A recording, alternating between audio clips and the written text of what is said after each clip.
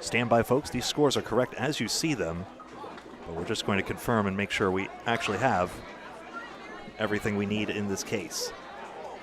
Just need to set it to this and this. This will be commentary light until I'm convinced that I have everything I need to restart the broadcast, but so far so great. Great to have you all back.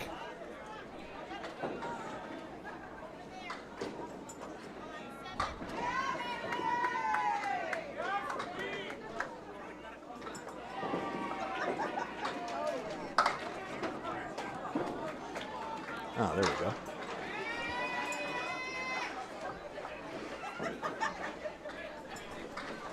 Welcome back, everybody. Just going commentary light until I can assure myself that the technology is in good shape.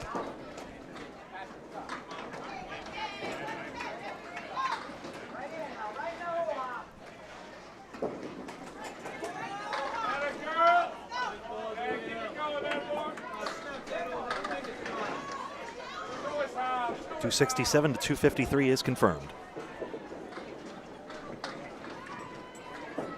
One mark standing each side.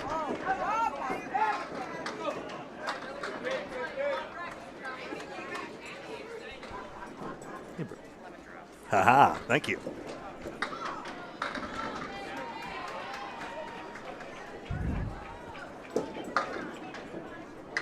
Noting for Paul that Brooke Betteridge gave $2 for lemon drops.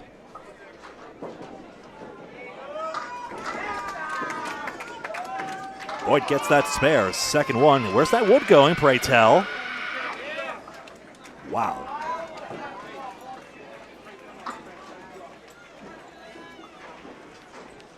Thought Neely had that one.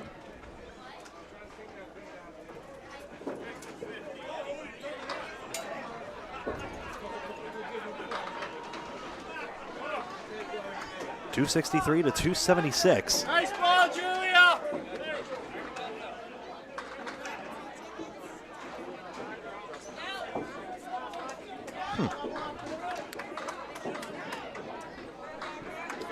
Wrong pin.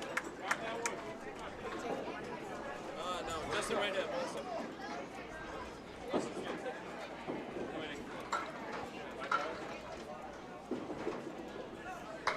Oh!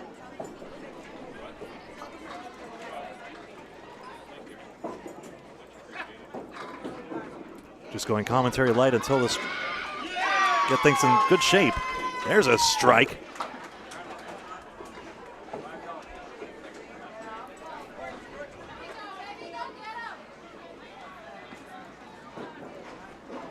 Look at that, Cathy, with a stick. Get over. And I see Blanca Gacharna just swapped into the second spot.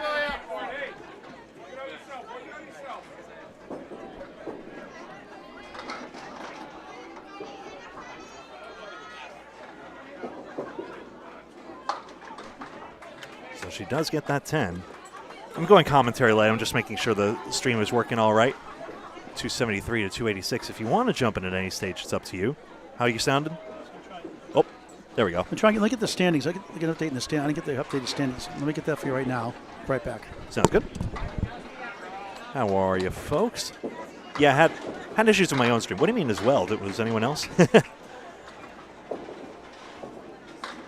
By match number 9, we should be back up and running.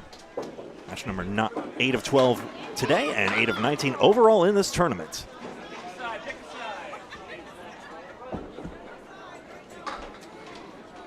The worst part of all, Justin Waters knew I wasn't busy, so I could pay him for the 50-50. Horseman almost run down.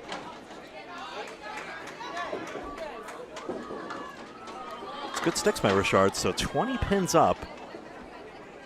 RBF Gals has some work to do, our defending champions. Hey, that's good pinning. We take 9s on those. Gacharna picks 1.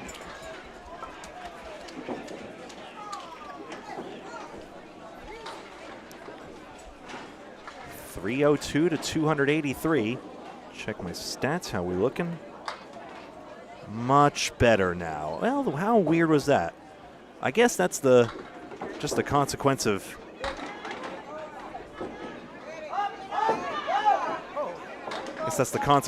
not turning off your machine at night. Note to self. Washing out 9 sticks there. Grandy's got the 1 and the 3.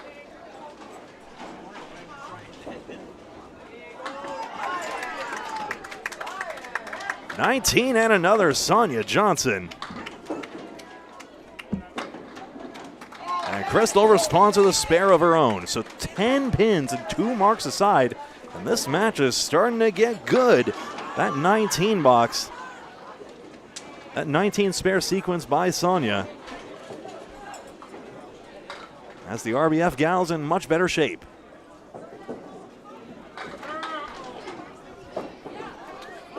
RBF, of course, stands for Really Beautiful Females, as we all know.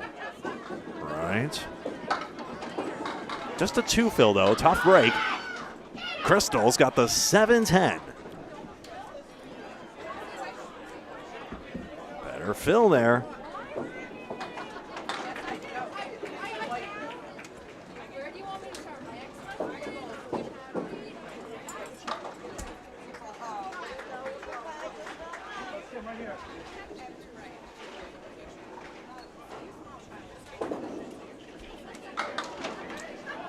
Just 1 pin taken out.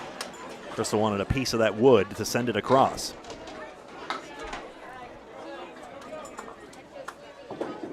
All right. Looks as though we're in much better shape with this one. So apologies again for the technical difficulties, folks.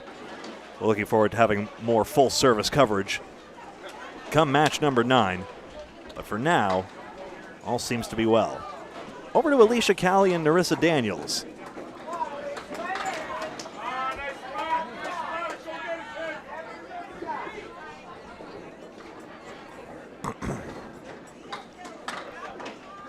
Three marks for each of them. Daniels has yet to fill the third of hers. That's why she appears 16 back in the comparison. She gets good count here. It's 8. 72 through 6. And a chance at another.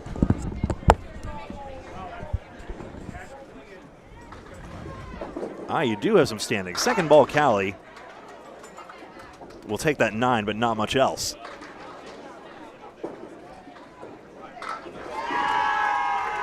Daniels, yes, gets the 2-pinner. Spare for the Hurricanes as they pull further out in front.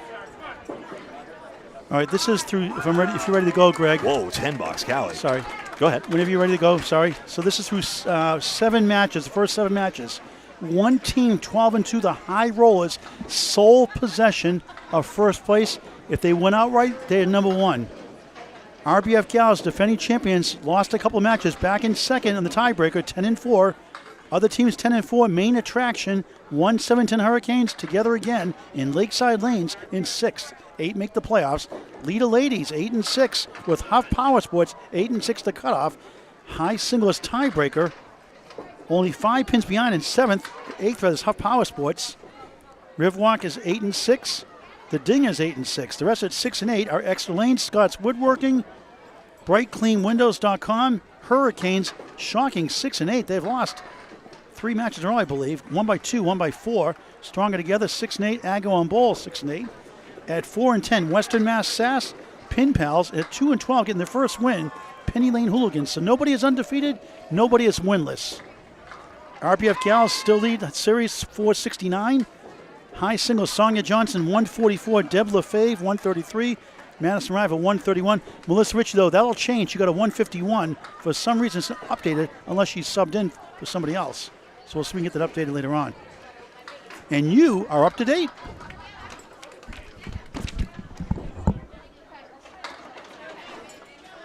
Daniels and Callie equalize on 9, and it's down to the last 2 boxes in this match. Full scores as you see them here. 3-5-8 to 3-3-0. Yes, that is official. Cathy Boyd standing up now is the only one on a spare.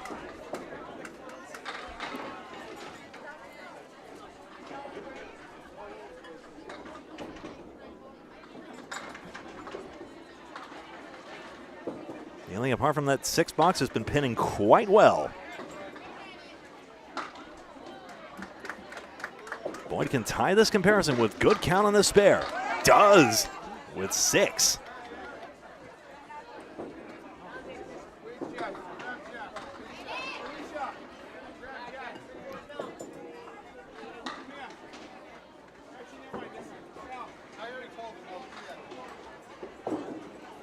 Boyd for another one. Spins the wood in front of the 7 and 8.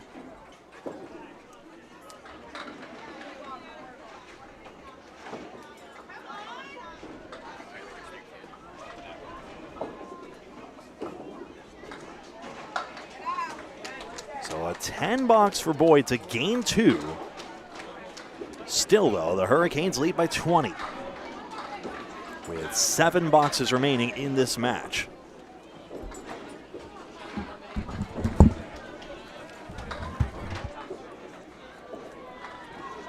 Again, technical difficulties here. We'll be back up and proper in match number 9 for that match. And also it'll be here on 5 and 6.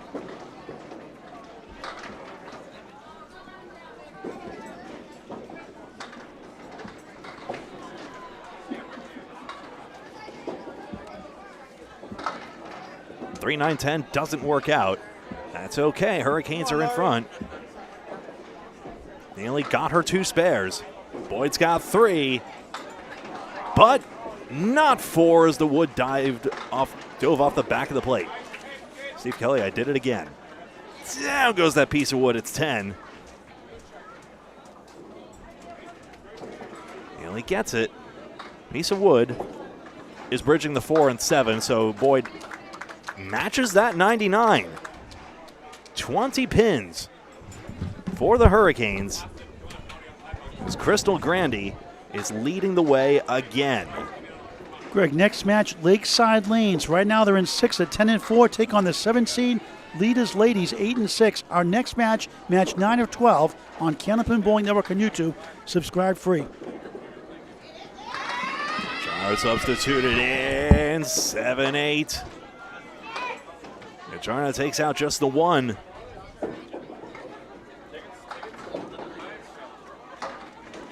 Remember, Blanca substituted in partway through to try to energize the team. Brooks spares, and the Hurricanes again now ahead by about, there's an argument in several marks, but look at this, it spills out anyway. Blanca responds. And let's have another look at how that went.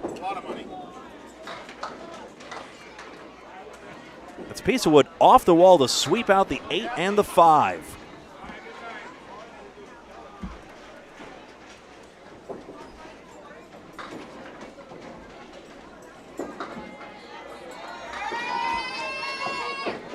One, 3 and 8.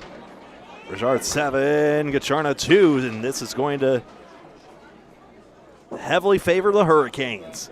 RBF Gals last year's champion. They made it as an 8 seed. That's all they need, even though they are likely to lose this one.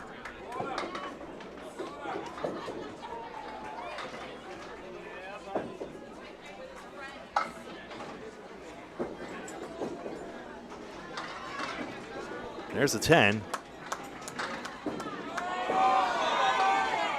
That's pretty good bid for more on that.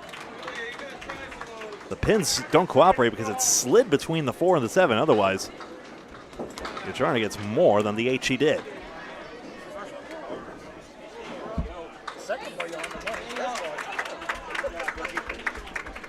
Crystal Grandy and Sonia Johnson. Grandy again headed for the 120s in this one, leading her team to nearly certain victory, gets her head pin, and has the 4-5-7. Johnson, perfectly sensible string in her own right. Almost as usual with her, I'd say. So, Greg, 151 is the high for Melissa Ritchie. For some reason, it's not showing on the sheets being posted. She did get a 151, the whole string by herself in the second string, so that should be fixed. Whole string by herself, unlike the Madison Riva question from last Worlds. Shannon Scribner had the high in the end. And Sonia Johnson, spare, back at it again.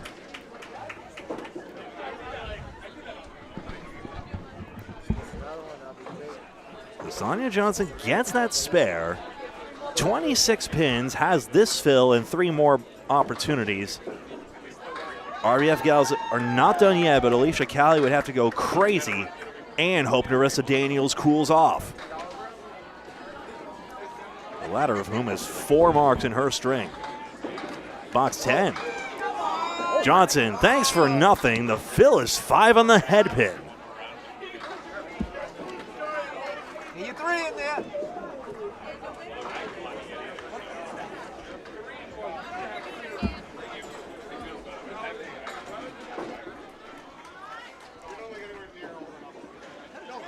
And look at this one. My goodness, you were hit 7. How dare you? A near highlight reel by Sonia Johnson. In fact, I'm going to clip that one anyway. And one of the greatest almosts we've ever seen. That's 9 anyway. Another good string over average, 114. What a day she's having. I mean, look at this. 6-10 and the 8 and the 7, the 9 and the 8 rather, slid beautifully almost into the 7. And earlier she threw a 144 on a losing string. Tough. But as it is, the Hurricanes with that 21 pin advantage, a probable winner in this match. Well, glad we clicked it on just in time. Anyway, enough meta. How much time do you have to click it, by the way, after the shot? About 10 seconds, and then, I mean, the sooner the better. You get more of the lead up. Galley needs a lot in a hurry, is putting everything she has into it. Wood stopped it up and stopped a strike, which might matter.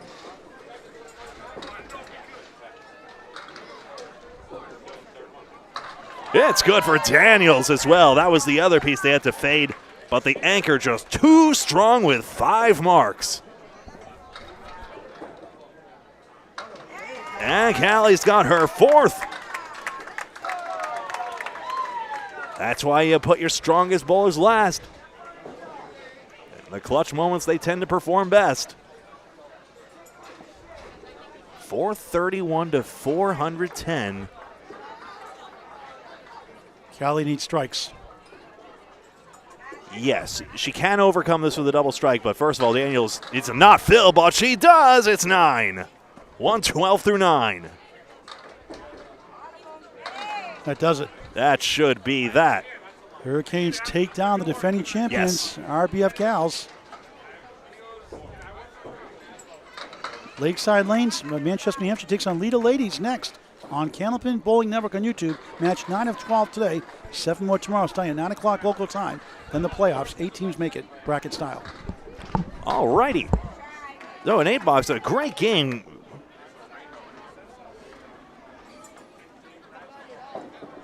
So, excuse me, where are my wits about me? Daniels gets that spare. Hey, Sonia, that was one heck of a try there. 10 box. I mean, Narissa did the hard part already. I forgot how much higher she could go in this situation. 122 in a ball. Callie gets off the lanes on 125, which is tremendous and likely to be beaten.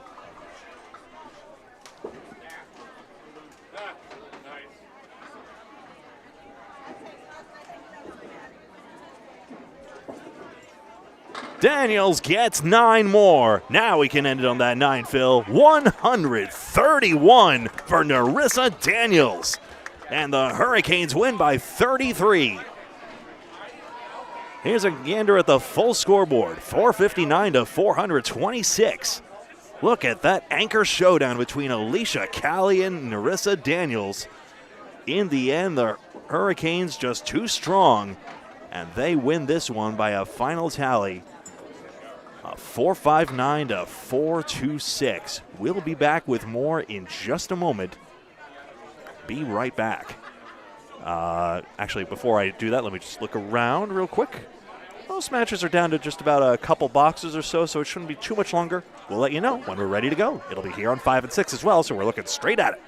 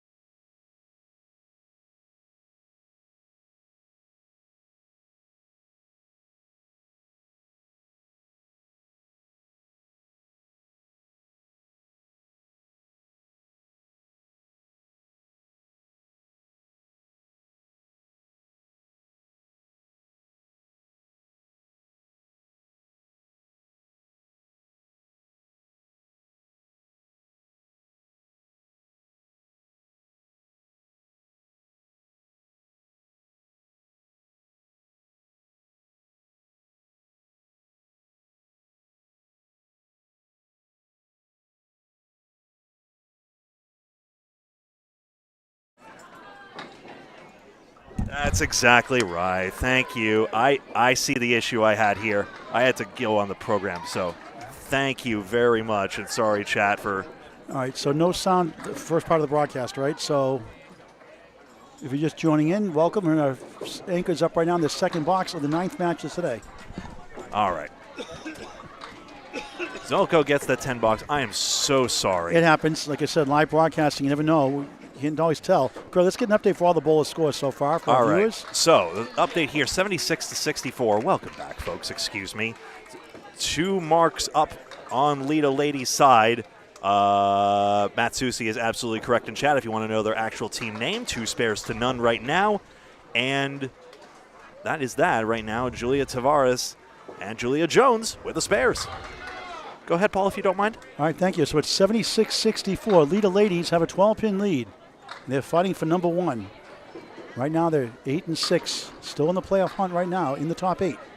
And last year the 8th seed, one of the first 4 got knocked out in the first round, bracket style.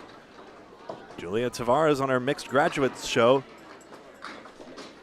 was on Bright Clean Windows too. Didn't get to see any play though, interestingly. Now he's here.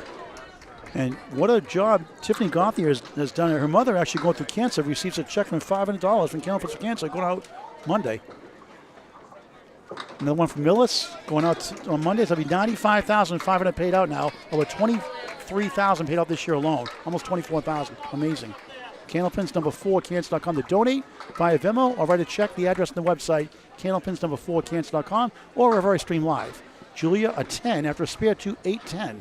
30 through 3. Tiffany 10, 6, 10, 26 through 3. Gauthier avoids a lemon drop, 6-10. Her and her husband, Jason Gauthier Sr., who's TikToking and Twitching and Facebook and YouTube, bowling with the Gauthiers, they won the Candlepins for Cancer any doubles last time out. Handicap tournament with 95% last year. It's 90% this year in October. Registration coming soon this week on candlepinsforcancer.com to register. Tavares, nice shot. She got it. Second spare of the 9th match. 1-string match. 2 points for a win, 1 for a tie. 40 in a ball through 4 for the young gun. A nice out for Tiffany Gauthier, 9, 35 through 4 on Candlepin Bowling Network. Now over 2,100 plus videos and over 4,820 subscribers on our way to 5,000 this year. Help us out. Candlepin Bowling Network on YouTube. Please subscribe free. Like and follow us on Facebook as well. Veteran bowler Deb Regan, soft start, 7-8. Sarah, 9-8 start. Now a diamond plus the 7. Unbelievable. Deb's peak average, 123 for a full season. A high single of 191. And a high triple of 454 and a decent high 5 of 728. Even has a high 10 of 1280 and a high 20 of 2460. Very good in her prime. Whew, made the 3-6-7 out of that. She won a 20 stringer at Lita Lanes Nashville. That's probably that 2460 we're talking about. Each with 2 pins standing. Deb takes 1 for a 9. 24 through 3. Sarah Wright takes a 9 also. 26 through 3.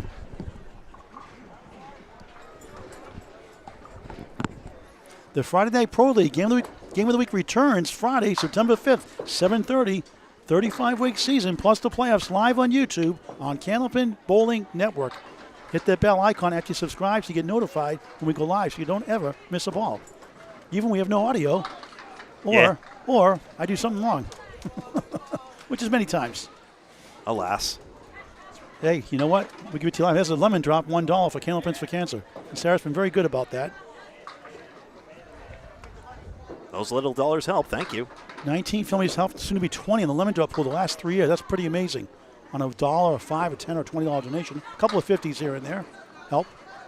Deb on the eagle. Sarah Wright.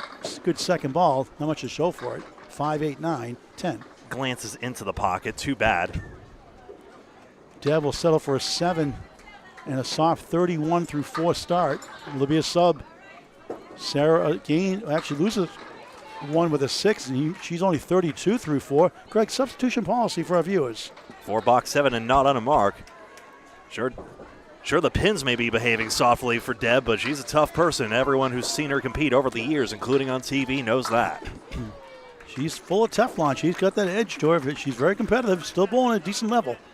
And now another one of our mixed-up graduate stars, Julia Jones, against Sue Holleran. Apologies, we've been mispronouncing the name for quite some time now. We just simply say what we see. Holleran, as both take out 3 and 2 pins respectively. When in doubt, Sue H. Sam H.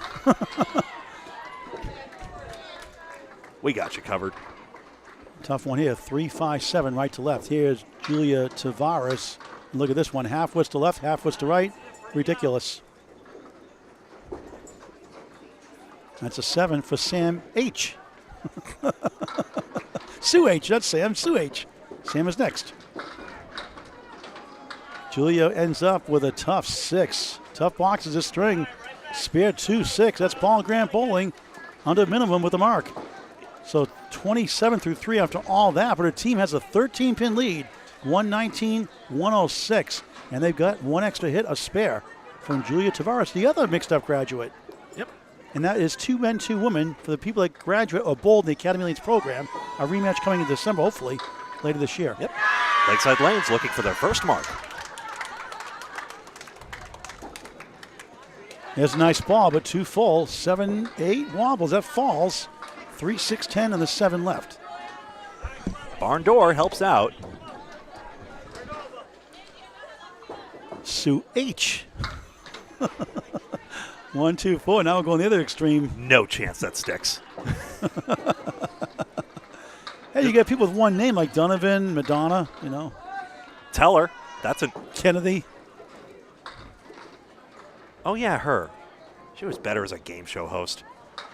Oreo cookie time, Oreo cakes time, cream in the middle, left the wafers on the outside for an 8.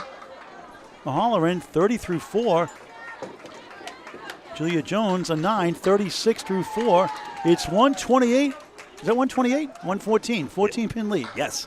Plus an extra hit for the leadoff bowler, Julia Tavares.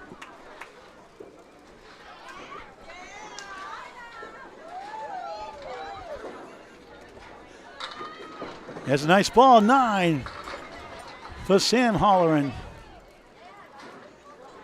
Halloran. There's a nice ball, Zuro strikes again.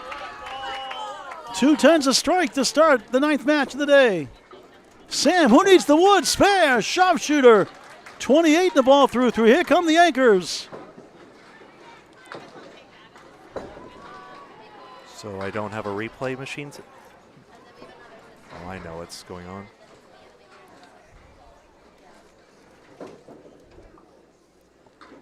Sam Holleran on a spare. Caitlin Zokol on a strike. 4th box. Sliding left for 3. 31 through 3. Her team trails. Zokol trying to double it up. She's been a beast in the Atlantic Candlepin Singles Tour Class D #1 seed. Big in the 5th string all year, averaging 112, 113 the 5th string. Faye Sawyer will be in for Sue Holleran. Just so as you know. Sam 1, 6, 10. Greg, do you go for the 3 or do you go for the 2 or do you put like me, put in the middle? As Caitlin 7 the strike, 37 through 3. Do you go for the 1? Do you go for the 2? Do it like me, throw in the middle. If you're playing to make go less than to more, on a strike field the calculus changes. It's going all, and that's a Paul Grant shot. Must have heard me. 7, 38 through 4 despite the mark. Zokol ends up with a 9. 46 through 4 on Candlepin Bowling Network. Executive producer is Bob Lee. 154, 134. Time for an update in the play-by-play with Greg Gouillart. Yeah, Sam Holleran with that aggressive try on the 3rd ball, so 154 to 134. Textbook says to go for the biggest doubleton. That's what the old book says. But 20 pins are up right now, including an extra mark for Lita's ladies as they lead this match. 3 marks to 1, and they've knocked down 12 more actual pins. Now, in all fairness to the Holleran thing, I just put it phonetically as Hall or Rin. So I say it like Holleran instead of Halloran. But no, Holleran was right. Yeah, no, I know. I just said it wrong. Holleran, yeah, Holleran. I just say it wrong sometimes. When you get Paul, when you get anything like Paul Grant, you're spoiled. Yeah, fair. Everything else is tough. Crossover hits 6, 7, 9, 10 for Gouillart. 1, 3, and 10 for Tavares. 3 of 7. And it's just full on the head pin. So no marks on the board. 47 through 4 for Julia Tavares. Across in front of the 9. Goodness gracious, what a bid by Gouillart. Now against the 9 box, can pick up a pin here. And it is 10. She's from Holyoke, Mass, originally Chicopee, Mass.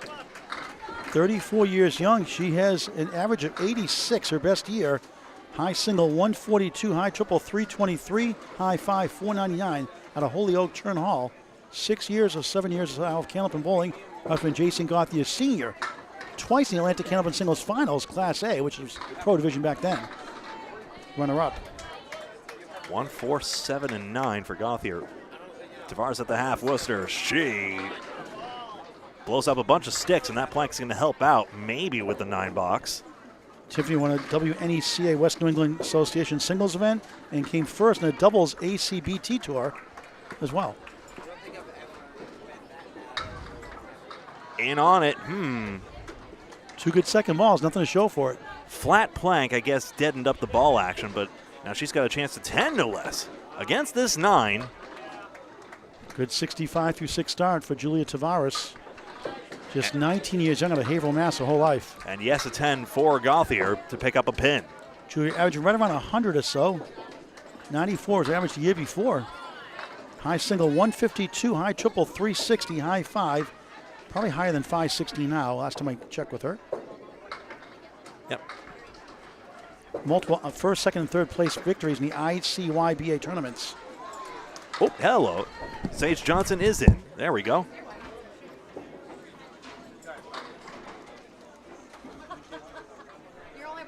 Four horsemen and the 9 pin.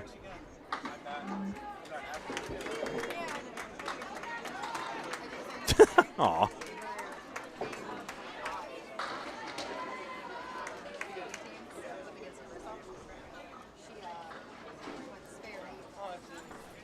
Regan's been all over this head pin. Make that 5 for 5, and the 6 and 9 pins are what remain.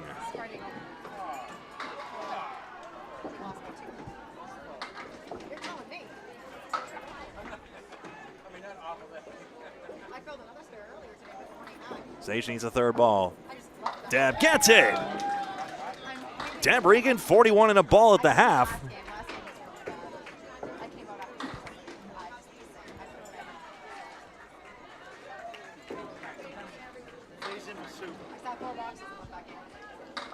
And yes, there's the 10. Yep. I mentioned. So, matter of time, you get your head pin, good things do happen eventually. Slowly, but eventually. I'll have to ask what the connection is between Deb and Sage, because they're very fond of the fact that they're opponents right now. Just like Riva.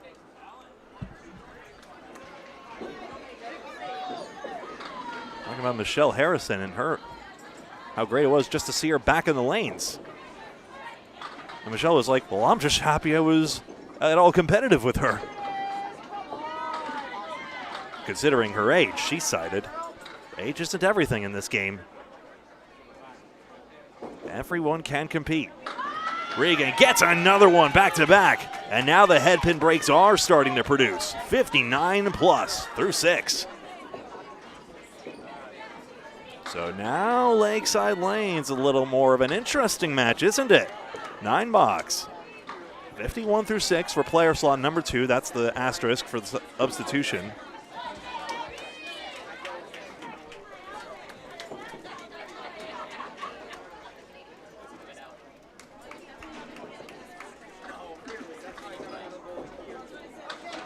Faye Sawyer and Julia Jones.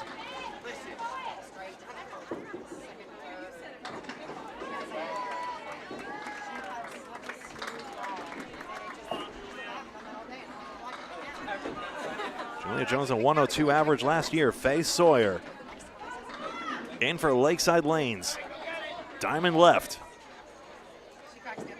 Thin hits produce that 2 pin. 6-7, nothing comes across. Jones a good bid.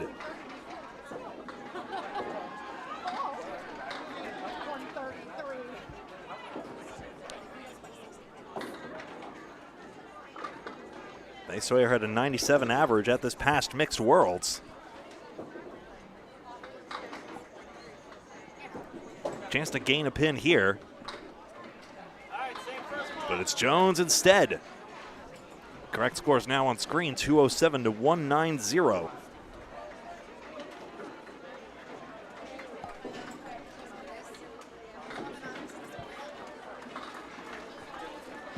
Sarah Wright got swapped out, had that 107 average. They've inserted Sage Johnson, who had that 101 average on paper, but the move could still pay off. As we heard from Josh Daly earlier, it's all about the team chemistry and who's hot in that moment, or who could be the person you can trust in that moment. Jones getting a bit of a split bug right now. Now she's got to pin this out, 4-1 off the cap. Got a number of sticks and could get 9 again. Getting 9s out of these splits could really help out your team. Sawyer, no, but she could get 10. Remember, she just got here. Those prior boxes aren't hers.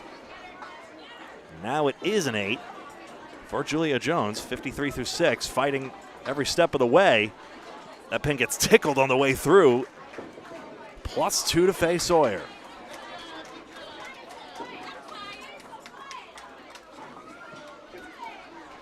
Sam Holleran and Caitlin Zolko.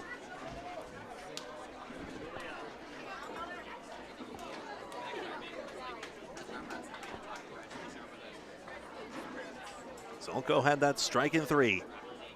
15 pin advantage.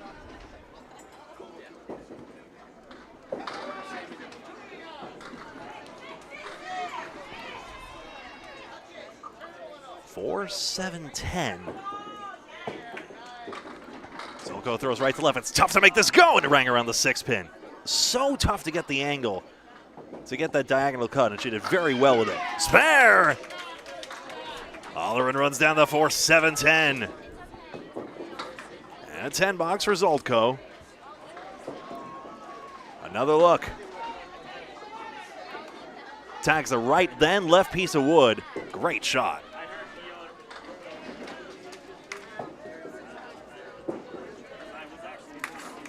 So 15 pins minus 2 bonus balls means it's now possible tie or more. Lakeside Lanes may just have come back in this match. This fill is 2, however, and we'll have to put that theory on hold. 3-1 split for Zolko.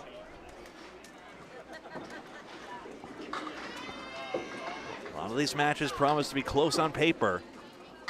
Will this one go down to the last box? Now, that might have been a very subtle miss here, and this is one which I've missed a lot of times, other times, but the way Zolko played that wood, I think she hit the wood first, then the pin, and that's what caused it to go to the side. I have missed this miss, so to speak, a lot of times because it's a very subtle misplay of the wood, and that could just be, you know, the natural deviations as you throw the ball down the lane, because, of course, our balls are always the same, and you know, urethane is a thing in this game, but it's hardly a controversy. They're all difficult to work with. Haha. 233 to 216. See, Nicholas Lloyd, I got that barb in edgewise. 233 to 216 with that mark up for Deb Regan, who had those back-to-back marks. So this match trajectory could turn as we turn towards the back half of this string. Tiffany Gauthier. Out of turn hall, 5 and 8. Mr. Caleri, I presume. Julia Tavares, the 4 horsemen, and the 9 pin.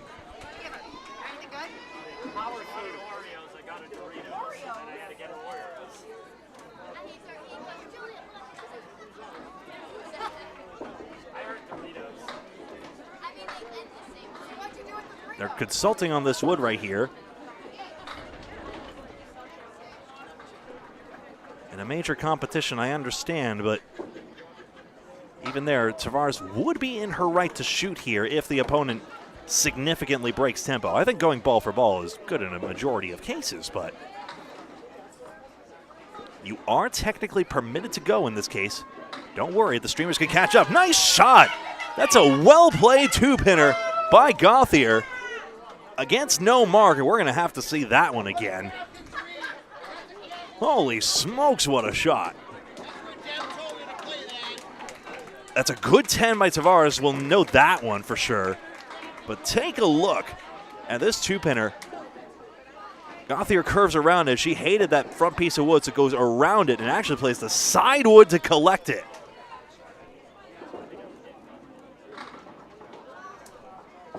Sorry. Now to load it up. Is this what gives Lakeside the lead? Maybe so. It's 10. Yes, it is. Tiffany Gauthier strike on spare.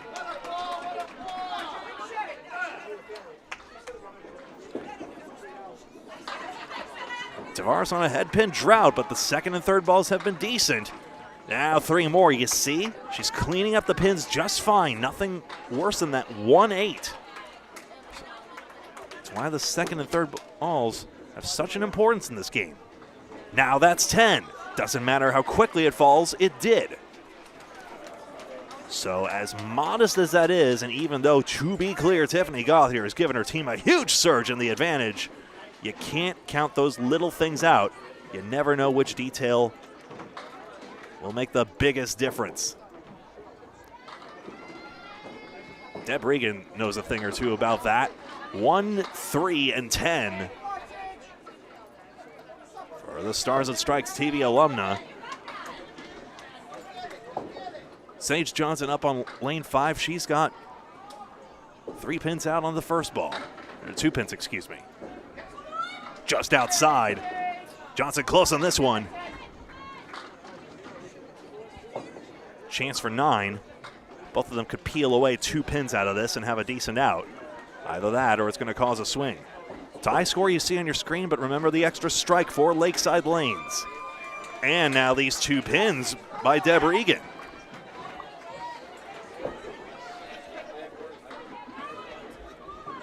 By my count of head pins, it's 15-6 in favor of Lakeside Lane, so these head pins have eventually produced results. Lita's ladies have knocked down 10 more actual pins, or whatever that team is called. Regan checkmark right side on the 1-7-8-9 for Johnson. Head pins aren't everything. It's interesting to track, but sometimes interesting to marvel at, is it everything? Yes, check mark goes. In this case, Deb Regan happy to have that leave. Her 3rd mark in 4 boxes.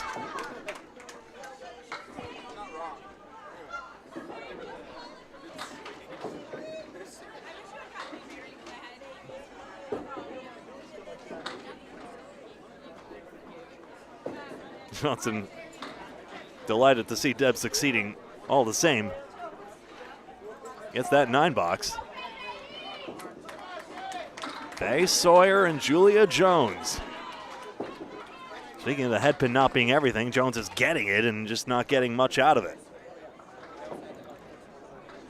That is interesting. 6 head pin hits and 3 splits. For Lakeside Lanes, I show 16 head pin hits and, what was that? 6 splits.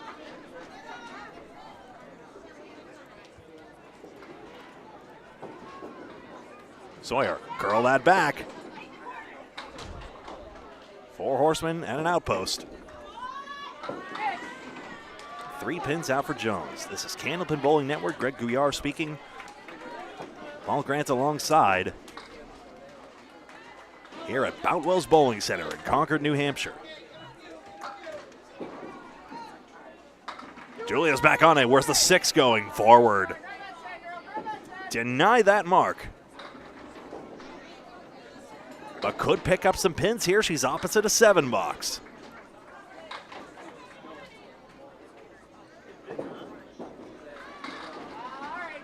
It's 2. So now it's 1 pin plus those 2 extra marks for Lakeside Lanes. The tide is turning. By how much? Faye Sawyer substituted in. Still has time to produce a spark. And she's got this head pin. 4 and the 5, and the flag falls in the middle. Actually, it's going to tip over the 2. 8-pin's got some annoying wood in the back there, but I think it's clearing up. And if Sawyer doesn't trip on that front piece, it might be smooth sailing. Jones has a bundle of 5. Sawyer, yes, it does carry through. First mark for the player slot. Third ball coming up for Jones. Marks are stacking up for Lakeside Lanes, Manchester, New Hampshire. House of Hall of Famer Tim Lipke. Good out, getting 3 pins for an 8 box. So with those 3 extra marks, remember, it's not just about the 3 pins, it's about those 3 bonus balls as well. 1 strike and 2 spares extra for Lakeside Lanes. That's what those yellow Canadian smudges are, popping out of the main scoreboard. Sam Holleran and Caitlin Zolko. Sam takes out, not this 3-pin maybe. So it's the 1-3-7-8, Zolko the 1-2-7-8-10. Sure.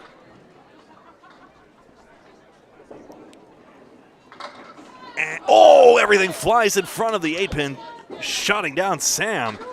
Zolko, no 7-pin.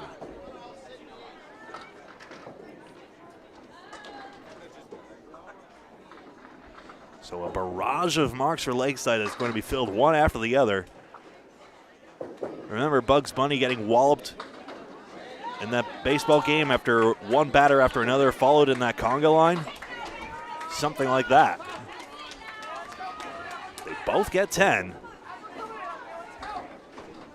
299 to 296.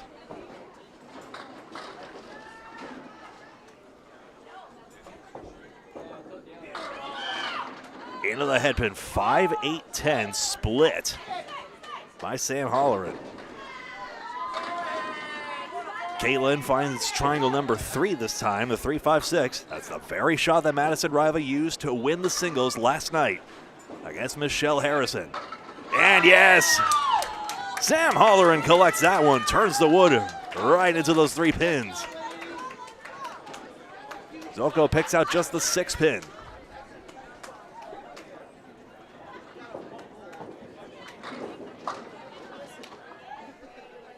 Eight box.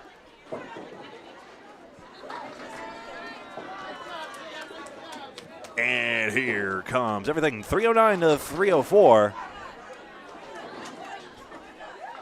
5 pins, but now a mark from every single Lakeside Lanes bowler. They get a star on box number 8 on the little comp you score here because everybody got a mark in that frame, and now 5 pins. It's about to balloon in a hurry. Julia Tavares has those 2 marks. Does she have one more in her? Match 9 of 19, that should say on the scoreboard. 9 of 12 today. And no double strike. Gauthier was feeling it.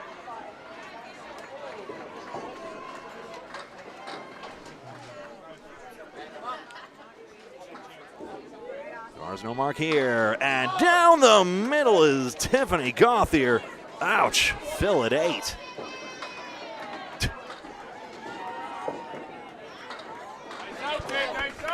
That's a great 10 by Julia. Against an 8 box.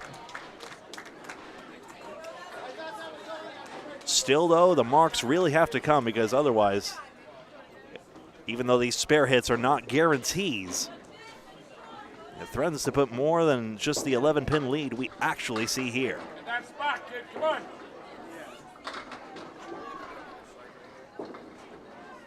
Tavares finds her head pin this time, and that's the thanks she gets. Double pinochle, and just the 5-pin for Tiffany Gauthier. She's been all over this head pin, and it's producing results.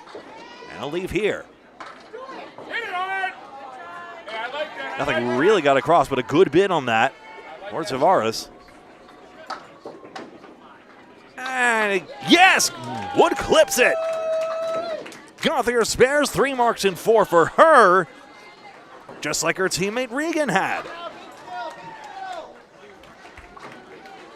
111 and a ball. Julia Tavares, despite the near headpin drought, had a 103 string.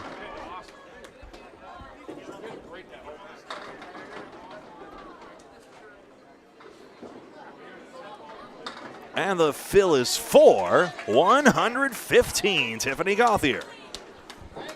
So over to Deb Regan and Sage Johnson.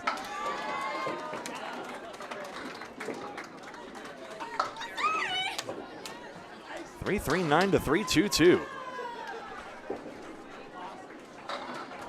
Johnson buries this one, 5-9. She finds her head pin, and how? 4 horsemen for Regan. Her fill is 6. And it gets away from Sage. Lita's ladies running out of racetrack. Outside, and yes, the pin tangles up on the 4 and 7. 4 marks and 5 for Regan now. Gains 2 pins right there. Look how interestingly this one goes. Into the 1-2.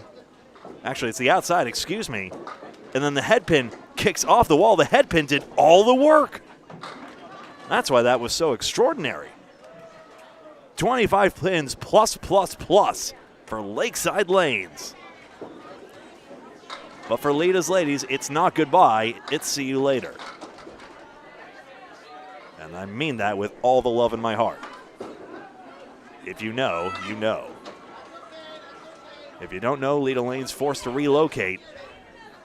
But I know a lot of efforts have been made into doing so, so watch this space. I know certain stories like Woburn Bolodrome have fizzled out and have not produced a lot of leads on where that's ended up, but I think there's more hope for this one. No 8 pin somehow.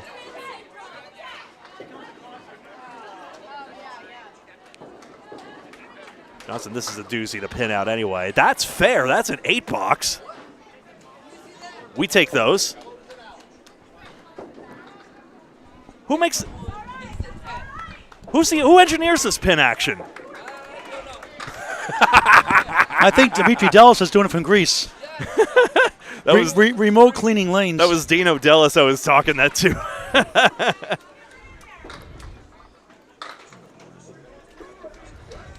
It's not Fast Al's formula, but still. 367 to 338. Jones gets a split on this one. She's just about done with this lane. Look at all the splits she's mounted up. This is a big win for Lakeside Lanes so they can hold on because they'll tie them in the standings. Actually put them ahead of Lita Lanes by 4 points. Heavily ahead now. Show us a shot, Julia. Yeah, that's a mood. Oh, well. Greg, you do a great job. Thank you. So does Sawyer there, 6'10". Appreciate you, Paul. Yep, I know sometimes things don't go perfect, but you know what? I think we work really well together. Appreciate it. I think so, too. 8 box for Jones. So we got 3 matches left, and next match is Team 10. We're back to lanes 5 and 6 again, so Team 1 and Team 6. And you know what that means, Greg? Who do we have next? 5 and 6, you said? Lanes 5 and 6, Team 1 and Team 6. Team 1 and Team 6 is Pin Pals and Scott's Woodworking. First time covering them. Both, in fact. Yep. In this tournament, of course. And Pin Pals have won a couple more today. Just 2 pins taken out. Sawyer has doubled pins there. And then for our 11th match, we'll be on lanes 3 and 4. It's 5 and 6 of a bye, so nobody bowling there. Team gets the automatic 2 points. And our last match of the day, which I had here a moment ago. We'll have to see at some point who has the bye coming up on Sunday. That'll be... There's no buys on Sunday night coverage on lanes 5 and 6. We get both today. Not on ours, but for the standing sake, since those are automatic wins, who yes. Still do their automatic freebie, basically. Yep. Yeah, I can look it up for you here.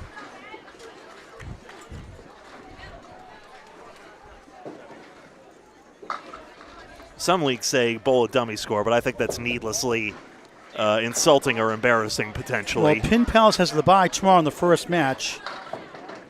The second match is Team 10, and that's extra lanes. The third match, Team 16, has the bye, and that's 1-7-10 Hurricanes. The fourth match, Team 18, and that's High Rollers. And they're the number 1 seed right now, so they get 2 automatic points there alone. The 17th match of 19 tomorrow, 7 tomorrow overall. The 13th seed, 13th team number, gets a bye, and that's Huff Power Sports. And then the second last match, Team 19 gets a bye, and that's the Hurricanes from Canada. In the last round, Team 5 gets a bye. And a break before the playoff, they make it, and that's Main Attraction. That's tomorrow. The 7 bye matches. Our last match later today will be Team 4 and Team 9. It's Penny Lane Hooligans, who we saw earlier. They're taking on Western Mass Sass. We've already seen once today. And wow, Woods sails right in front of that. And again, Zolko can't buy a break from these pins. So that's a spare for Holleran. Sam's got 99 in the ball. Lakeside Lanes, the victors in this match. So Pin Pals and Scott's Woodworking next on Candlepin Bowling Network. Greg wraps it up here. Caitlin Zolko, 101.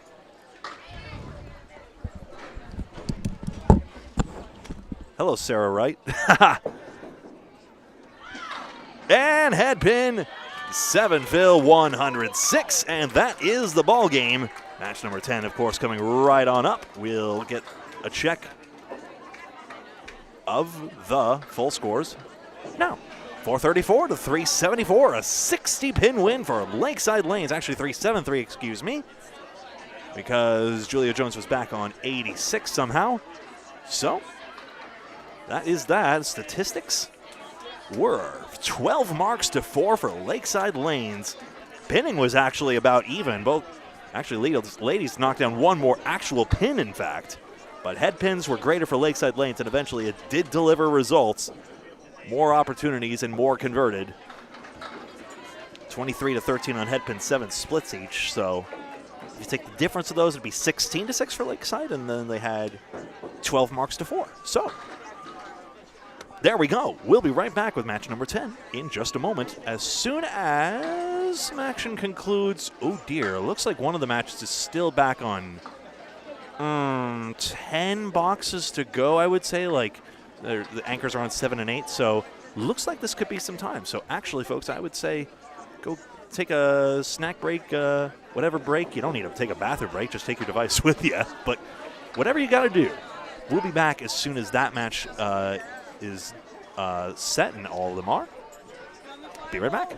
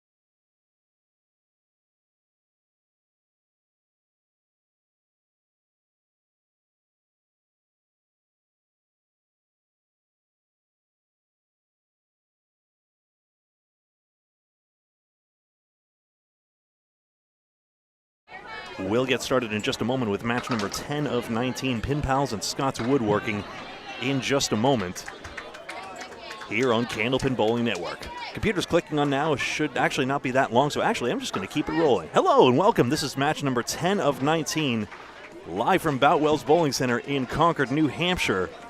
We are here on lanes 5 and 6 as we have been this entire week. Get the correct scoreboard clicked on for you fine folks out there. There it is. Pin Pals and Scott's Woodworking.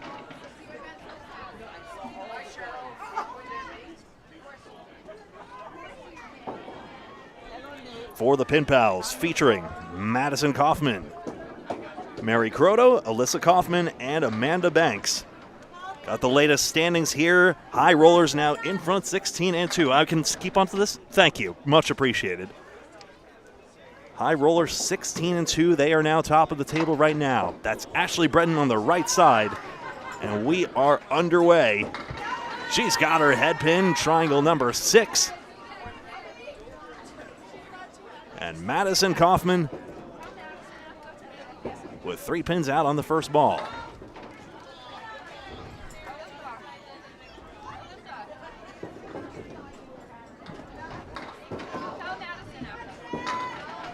Yes, triangle 6 goes to start it off. 10 and a ball for Ashley Breton. Out of Ryan Family Amusements Millis, bowls in the Atlantic Candlepin Singles Tour.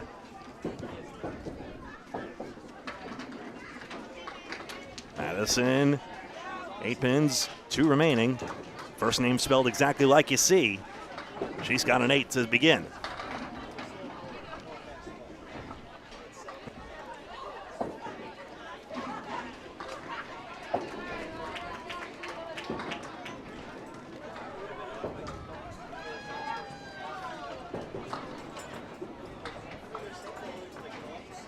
Breton waiting up for action to conclude. Get out of her way on the right side of things. Then here she comes. 1, 2, and 4.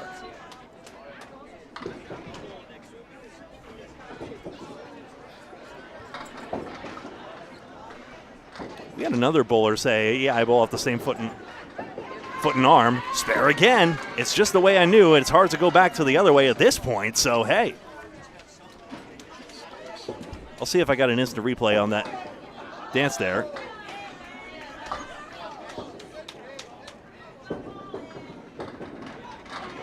And nice nickel and dime conversion for the 10 box for Kaufman. That was sweet too, but let's just get another look at that one. Couldn't resist.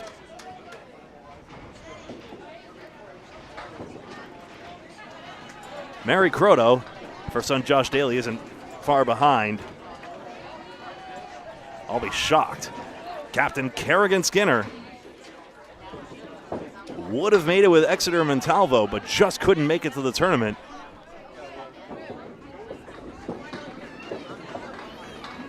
But nonetheless, the team carried on to victory. And of course, Jeff Surratt wore her shirt with pride. 3 pins taken out. We've got a couple of stars of Candlepin New Gen coming on up.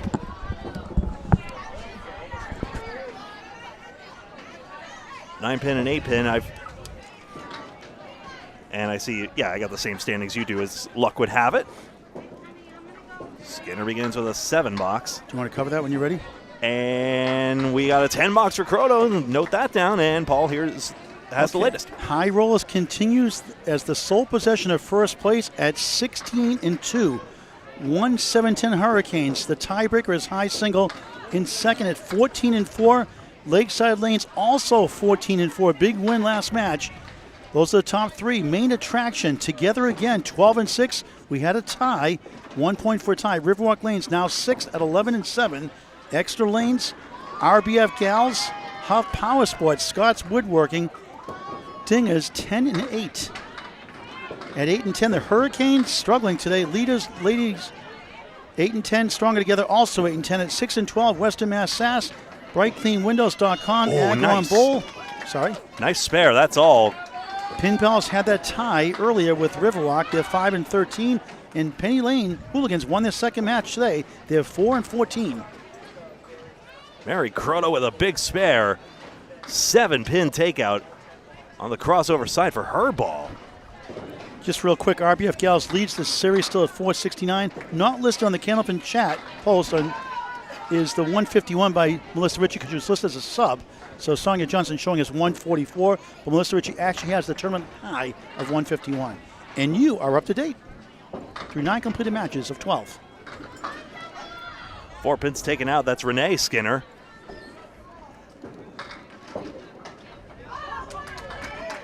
Versus Alyssa Kaufman. Does Nico need this? Does Nico need this still? You would appreciate it if you sent it along. 4 pins remaining for each on this third one. Alyssa Kaufman started on a mixed-up graduates show, led Dillon's Angels to victory. Axel Levesque had that 368 for the so-called mixed-up WOW team, but Alyssa was a key part of that victory.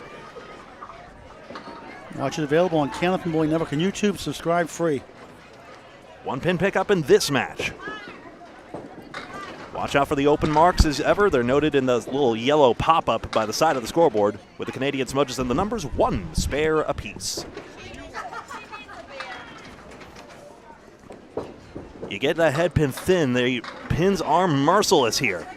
That's quintessential Candlepin. 5-1 split for Skinner and a 5-7 for Kaufman.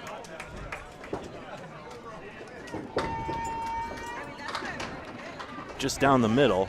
I'm going to get greedy, try and nudge this pin cam a little bit. That way we can see the ball travel just a little bit more down. Maybe, just maybe, that'll help us out a bit. Nice out. Skinner gets that 9. I think that's a little more enjoyable, don't you, folks? 9 aside. 57-54, 1 mark aside. So it brings up Amanda Banks.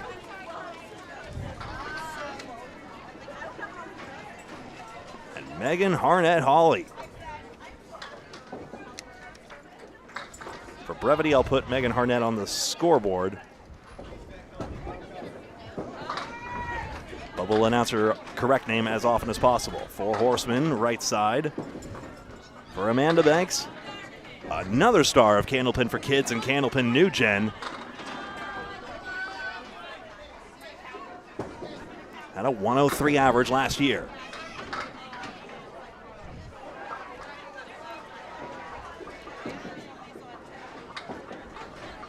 Two pins and 1 to go. Nobody saw that.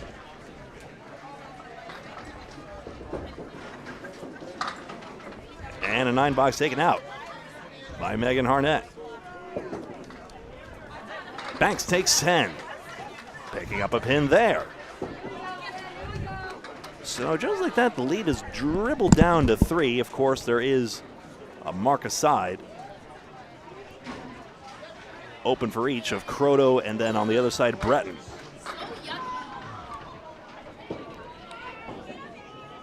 Harnett had an average of 97 in mixed worlds with Skinner's bowling ball repair. Get over 6, thank you very much. Which side will break the ice significantly?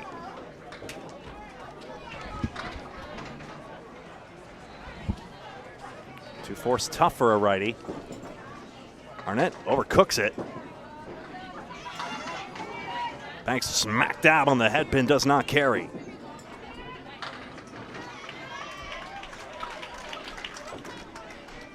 Such a tough grinding game this is. That's why these second and third balls are so important, because even if the pins are tough before, if you're accurate on all 3, it's very tough to have very many pins standing, and in this case 9 aside. High is very good for the out. Scores after 2, 75-73. 2 pins for Scott's Woodworking and 1 bonus ball each. Match 10 of 19. There's this one, 2 more today, and then 7 on Sunday, followed by the playoffs then. I'm trying to give Scott Perry this thing here. Scott, I swear to honest to goodness, it is safe to remove now. Hell yeah. I could give you your hard drive back. What a miracle. Take your time. Take your time. Can you catch me at the end of the day? I will catch you at the end of the day, my friend. I just want to see how you're doing. All right. Make sure you're doing all right. Sounds good. This match is off to an interesting start here as Kaufman takes out 3. Breton Sparefill 5. If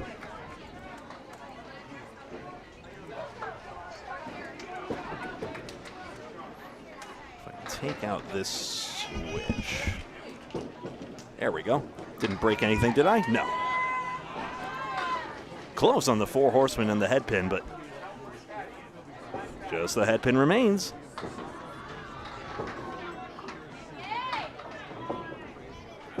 So, chance to pick up 2 pins. It's there.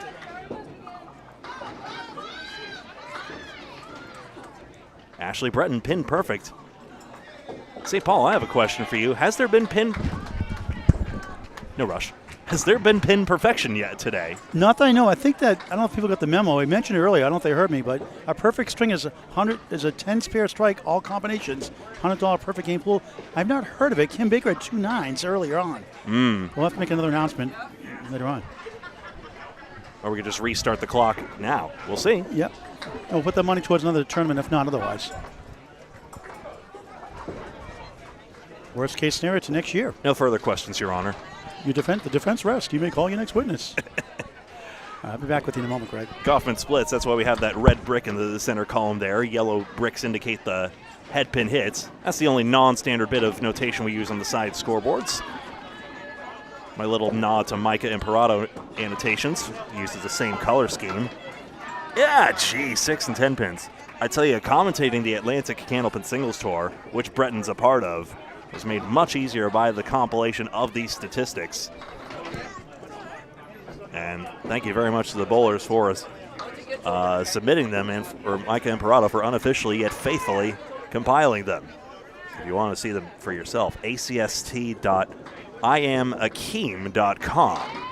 Kaufman takes a 10 box. That's well pinned out of the split. I Am Akeem is spelled I-A-M A-K-K-I-M. 10 bucks each, 100 to 91.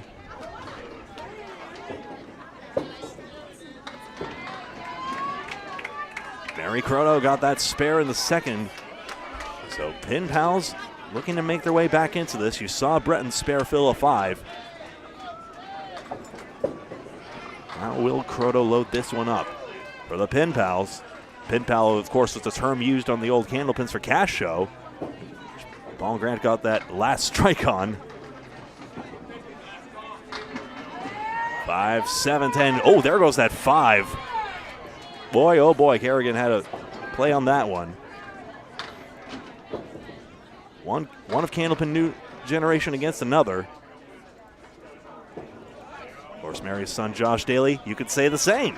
A lot of connections with that show, which is why it really needs to come back in some form. Please? It's okay if Rob Taylor's a busy man. Anyone? Someone? Please? Maybe we can. But of course, we probably wouldn't be able to live stream it.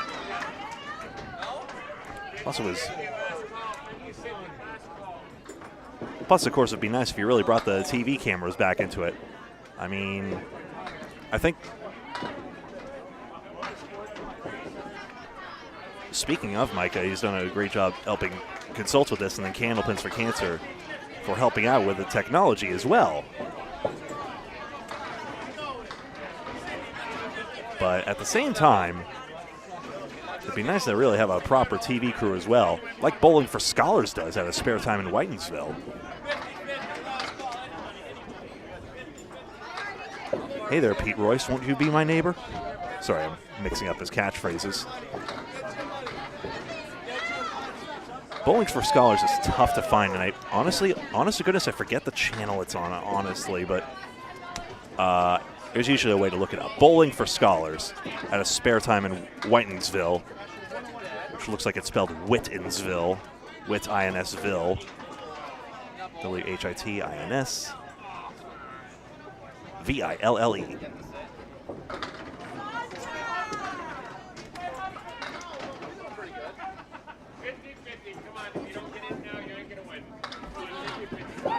And wow, that's a tough out there. Mary thought she got that in the pocket. But instead, it's 7 and 5. Skinner does get those 2 pins. Or, sorry, 7 and 5 the other way around, excuse me. Croto gained the 2. So, score is actually 114 all. I'm backwards somewhere else as well, I beg your pardon. I'll find that in just a moment. Renee Skinner has the split, 5, 6, and 10. And Alyssa Kaufman, 4 horsemen, and the 5 and the 8.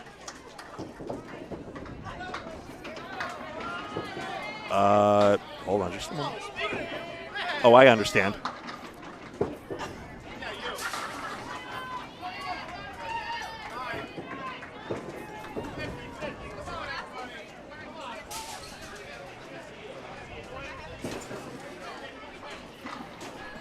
There we go. 10 box for Renee, pinned out on that.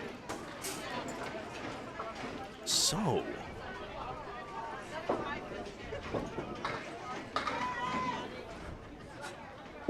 Now I just need to find, Kerrigan's third box has scored a 9. My mistake if that's the case. Now we're up to date. 124 to 121. Renee, 3, 4, 6, and 10 for her 4th split.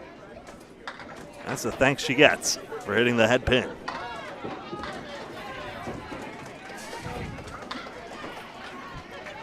Just takes out the 6 pin.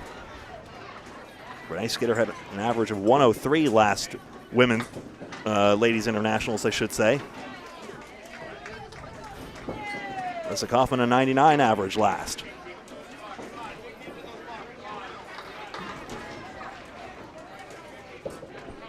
$133 to 128. And over it goes now to Amanda Banks and Megan Harnett.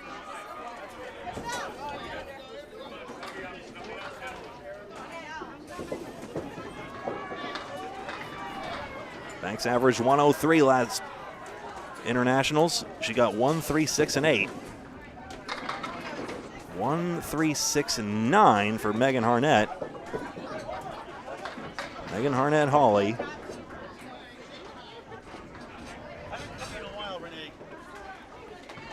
And a 97 average. By the way, the answer to your question is yes.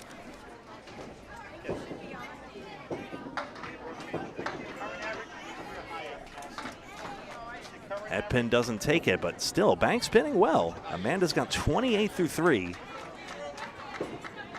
Challenging Megan on this one. She got a pretty good out of that. So Banks wins that box by 1 pin. 4 pins for Scott's Woodworking right now, as the anchor's looking to get it started. Tournament average right now, we can start keeping track of that. Scott's Woodworking averaging 404, and the Pin Pals averaging 372. But right now, hanging in this match. Down goes that 4 pin. Megan got a little bit extra here. Amanda Banks with the 3-6. Just off target.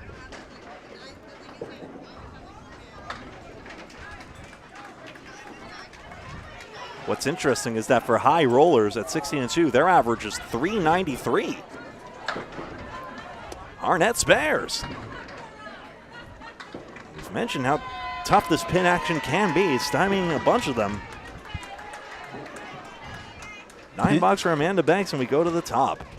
Pin Pals need a lot of work to get to the top 8. They're 5 and 13 coming in. Yep, 151 to 146 right now. They can get this, but of course Harnett just got that spare. Scott's Woodworking 10 and 8 coming in after the first 8 matches of 12 today, 7 tomorrow at 9 o'clock local time.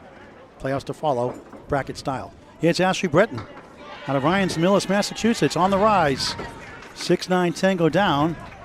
She had a solid 52 start, a spare 7, spare 5, and 2 10s. That's perfect so far. She can go with the rest of the string. She got $100 courtesy of Candlepins for Cancer, a 501c3 charity.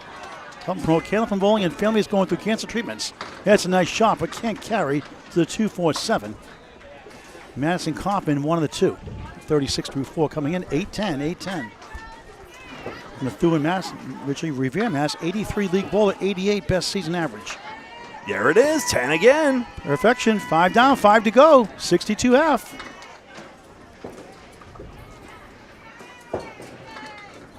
Go ahead if you like. All right. Hit that subscribe button. It's free. Help us get to 5,000 subscribers sooner than later. Candlepin Bowling Network, your home for all things Candlepin Bowling. Over 21 videos. Brett 9. And a good chance. A 2-for-1 special to stay perfect. Obviously, she wants to spare.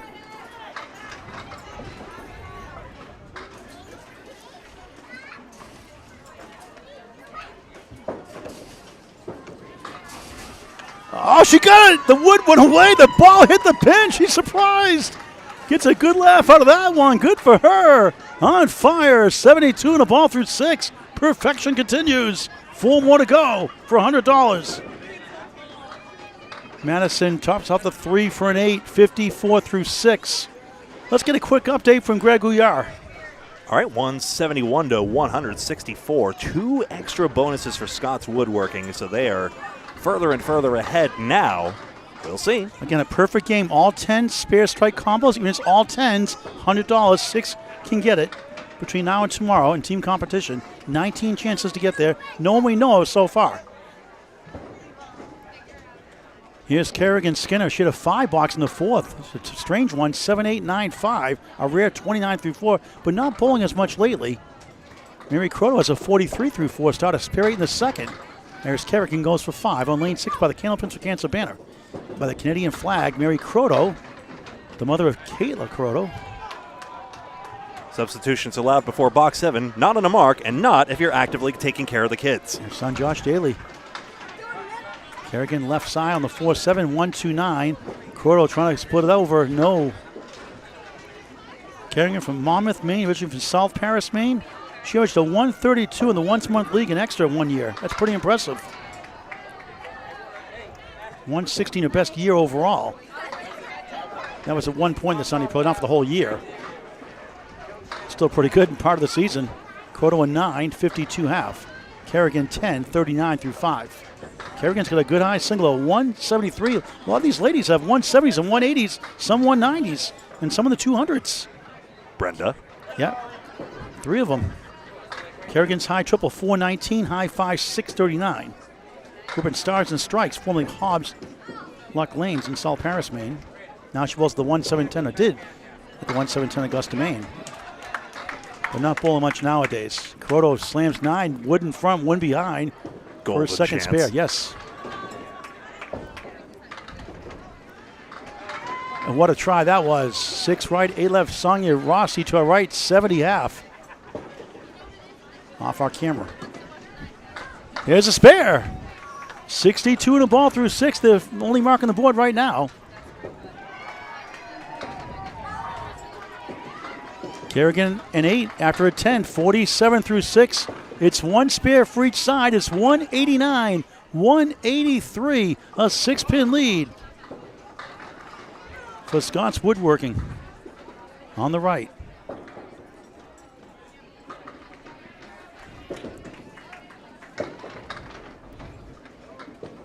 Alyssa Coffin, slow start, 7-9, 7-7, 30 through 4. And Renee, they call her Nene. Her kids couldn't say Nana. They said Nene. 6-9, 10-9 start for her, 34 through 4. I can't resist. Now watch me whip. Now watch me Nene. Sorry. Now left side, these are the 1 and 10. Coffin got it with the wood, spare. That's a good feeling after a tough start. That's how you do it. Come right back. 40 and a ball through 5. 2 marks to none. 2 marks to 1 now in their favor. Field goal for an 8 for Nene. Renee Skinner. 8, 42 half. Now leads down to 4. And with the extra hit, a virtual lead the other side for the Pin Pals. Renee's 104 average, 110 her best year. A run-up in the Cheech Nationals as well to Miss Y, Lori Lewis. high single 138, high triple 372, high 5 611. She originally from Scarborough, Maine, now in Oxford, Maine. One time lived in Westbrook, Maine. From a Westport Bowling Center in Westbrook, Maine. West for Westport, Port for Portland. Parallel time for Kaufman on the spare 6:68. Correction, 6:46, make it 46 half.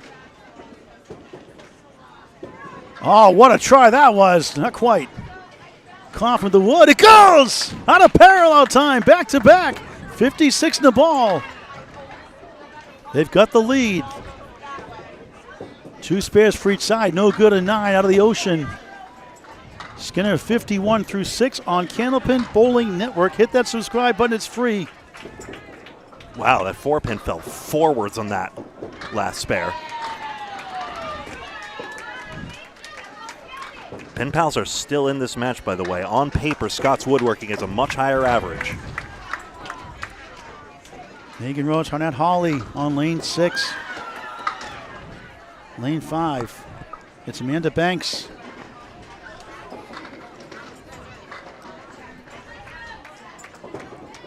Captain There's of a the ball just to the right of the 1. Takes out the 2. 1-4-7. There goes the 1. Not a hit, but it. A chance to 4-7. Wood sails away like sticks. Come sail away. Useless piece to the right. And Banks, interesting formation. 3-1-1 split. Wood in front of the 3. 5 to the left. 9 behind the 3. Plus the 7-10 post. Making a Nova Scotia, Canada, 110 average, 181 high single, high triple 434. Missed the chance with the wood. No. too low, I suppose. It did need some drive. Wasn't there. Out of the ocean 9 after the spear 8. 4-4-4, 44 through 4-9, 53 through 5. Amanda Banks on 9, 46 half, looking for a first mark. And the lead right now is 223. Is that 218 or 210? It's 218. So it's a 5-pin lead, a handful lead for the team on the right. Scott's Woodworking trying to get back in the top 8. They're 10th right now or 11th right now. Plenty of time left.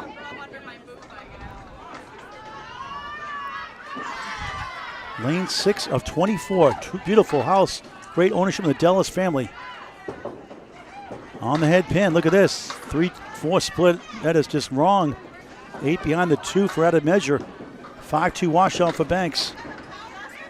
And just had a birth at the end of the month. Should be turning 29 years young out of Tewksbury, Mass. Originally from East Boston, Massachusetts. 97 league bowler, 101 at best year. Average wild. Oh, look at this. Oh, what a shot that was. Almost got it. Tapped the 2, barely. Not enough on it. But what a heck of a shot that was. And that should be an instant replay shot, Greg, even though she didn't make it. I think I got it just. Even though it wasn't a spare or a strike or anything glamorous as far as the stat sheet goes. But she took a nice 10 with courtesy of the wood. You'll have to hold off on the replay score update rather in that case, but I think that's through good. 6, a 6 box from Amanda Banks, 52 through 6 on the. It's Greg with the play-by-play next. You got it there. Man, so close on that. One more look at it. 3 and 6. Shoulda, coulda, woulda wanted it. 233 to 224, but that extra knock, Croto and Kaufman have them. Breton will fill now. That'll tell the tale. She's perfect so far. Can she get the $100 perfect game pool? That's a mash-in headpin by Kaufman. Ashley's fill is 6 for 78 through 6. Plank right in front of this 4-pin. 3 spares, 3 10s. Pretty good. Madison, that's on the right side. Yeah! That's the way she drew it up. Oh, my goodness. Off the wood into the right side. It looked like it was going too far right because I think if she plunks the wood right side, that does not go. Ashley on the head pin, nothing to carry for that one. Now she's going to get the 249 to stay perfect. Lefty can. It's difficult. Waits for Caitlin Zaleski, now her. And she gets a 2-4. Here comes. Rolling wood. Yes! Takes the 9, and Ashley Stays Britton perfect. remains perfect. 4 10s, 3 spares. Wins the best 4 out of 7 series. Yeah, by the way, one more look at this Kaufman's spare. Wish you got Ashley's shot there, too. It's the Cap, and it goes perfect. Can we get Ashley's shot, too? No, I can't do both, unfortunately, but that was something. That's a wild 10. Cap into the red line. My goodness. 3 more perfect boxes for $100 bonus. Be the first, we believe, today. All right. Cascade from right to left. Here we go. Kaufman. It's a Southwest Airline commercial shot. Want to get away? Right so, but for Breton on this one, and again, she'll be challenged for pin perfection. And that's a better second ball. Oh, Ashley's got a tough one to do. This is going to be tough for now to make. And it's tough on the 1-3 pocket. Is this a tougher shot than the last one she made, you think? The 2-1 cut shot? This might be easier, actually, in some ways. Maybe so. It's across her pocket. Plus, it's her. She's shown us some shots before, but it's 6 this time. Womp womp. 94-3, nothing wrong with that. She wanted the perfect game. Yeah, she did the darn gesture already. Don't worry.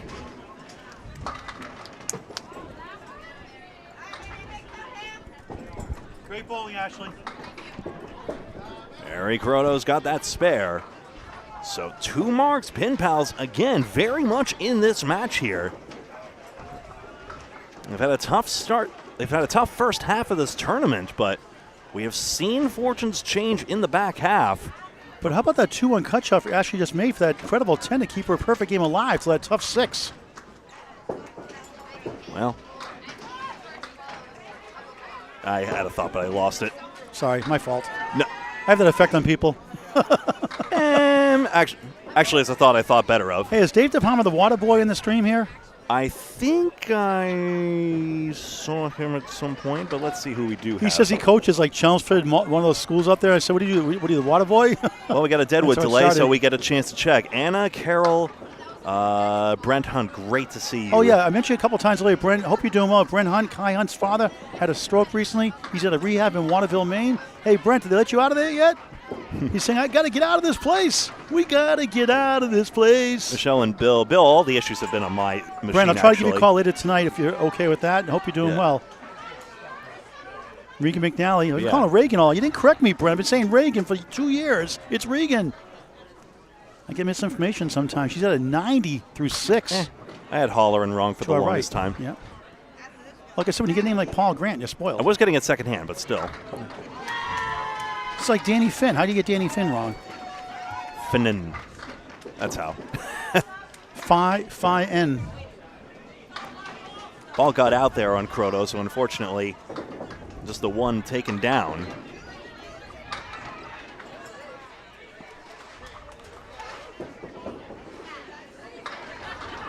And before you say it, only an official is authorized to call lobs. We are just the streamers. 8 box versus 9. Even if we think it is. Alternate bowlers call it. I mean, you could have a rule of just like, oh, it's an obvious one. Well, but that's a fuzzy line, isn't it? So 10-pin lead. Right now it's close. Your normal delivery should be behind the lob line. That's for certain. It preserves these wooden lanes. It's only 1 mark on the board. Diamond left side for Skinner. 1, 2, 6, 8, 10 for Croto. Pin pals have the extra session. Alyssa Kaufman, third bowler. Up next. Held up in Croto's hand just a little bit. Mary's got the 1 and the 8 now. Arian, diamond left. And the 2-pin flutters outside. Mario Johnson and Sonia Rossi held down the fort well for Exeter Montalva while she was away. These things come up.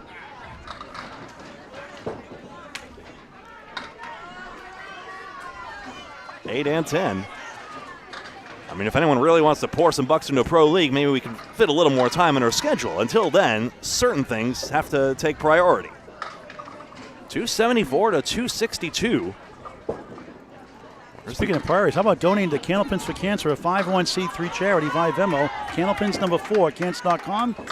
You can also send a check. The address on the website, Candlepins number 4, cancer.com. It's for $95,500, $1,000 requested today for 2 bowlers, $500 each. Now, there's a modest way to make a big difference. Alyssa Kaufman's spare fill is 4. Renee Skinner. Oh, a lemon drop happened, didn't it? Where? Regan Where? just got a. Regan did. Was that the mark? No. $1. And Michelle Anthony was paying the $1 for it. Thank you. Goffman close. None of the pin action made it to the 8-pin, surprisingly.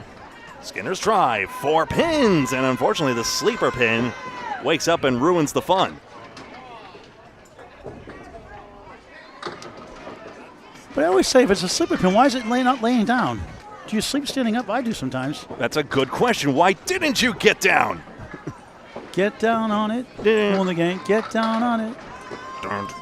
Sing it, Greg. Sorry, I did Jungle Boogie by accident. My bad. It's easy to do. 70-60. 283, 276, a touchdown, the extra point lead. No marks on the board. Alyssa Kaufman's got the better of this comparison, but consider the splits. That's the column of red stacking up. Pin Pals a mark advantage in this, well, a mark lead, you could say, with no marks on the board. 7-pin lead. The average spare fill 6.5, strike fills 8.3. Statistics by Candlepin Bowling Network. And yes, 7-pin. Skinner catches another break. In her 5th decade at Candlepin Bowling, her parents always bowled also. A 2-time Ladies International Championship winner.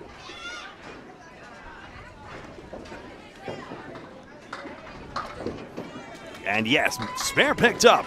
Renee Skinner on the board. Athlete growing up, field hockey, softball, basketball, and bowled in school. All right, so Goffin picks that pin, 9 box, 8 pins, plus some bonus ball for Scott's Woodworking. They now have a sure lead, but not a conclusive one. And now it's over to the Pin Pals captain, Amanda Banks. The future is young, 2 young captains between her and Kerrigan Skinner. 3 pins taken out.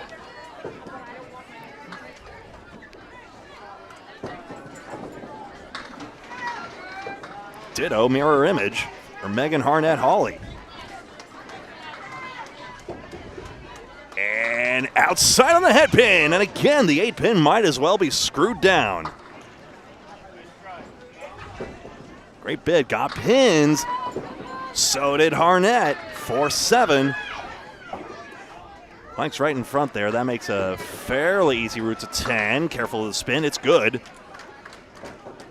Amanda challenges with 10.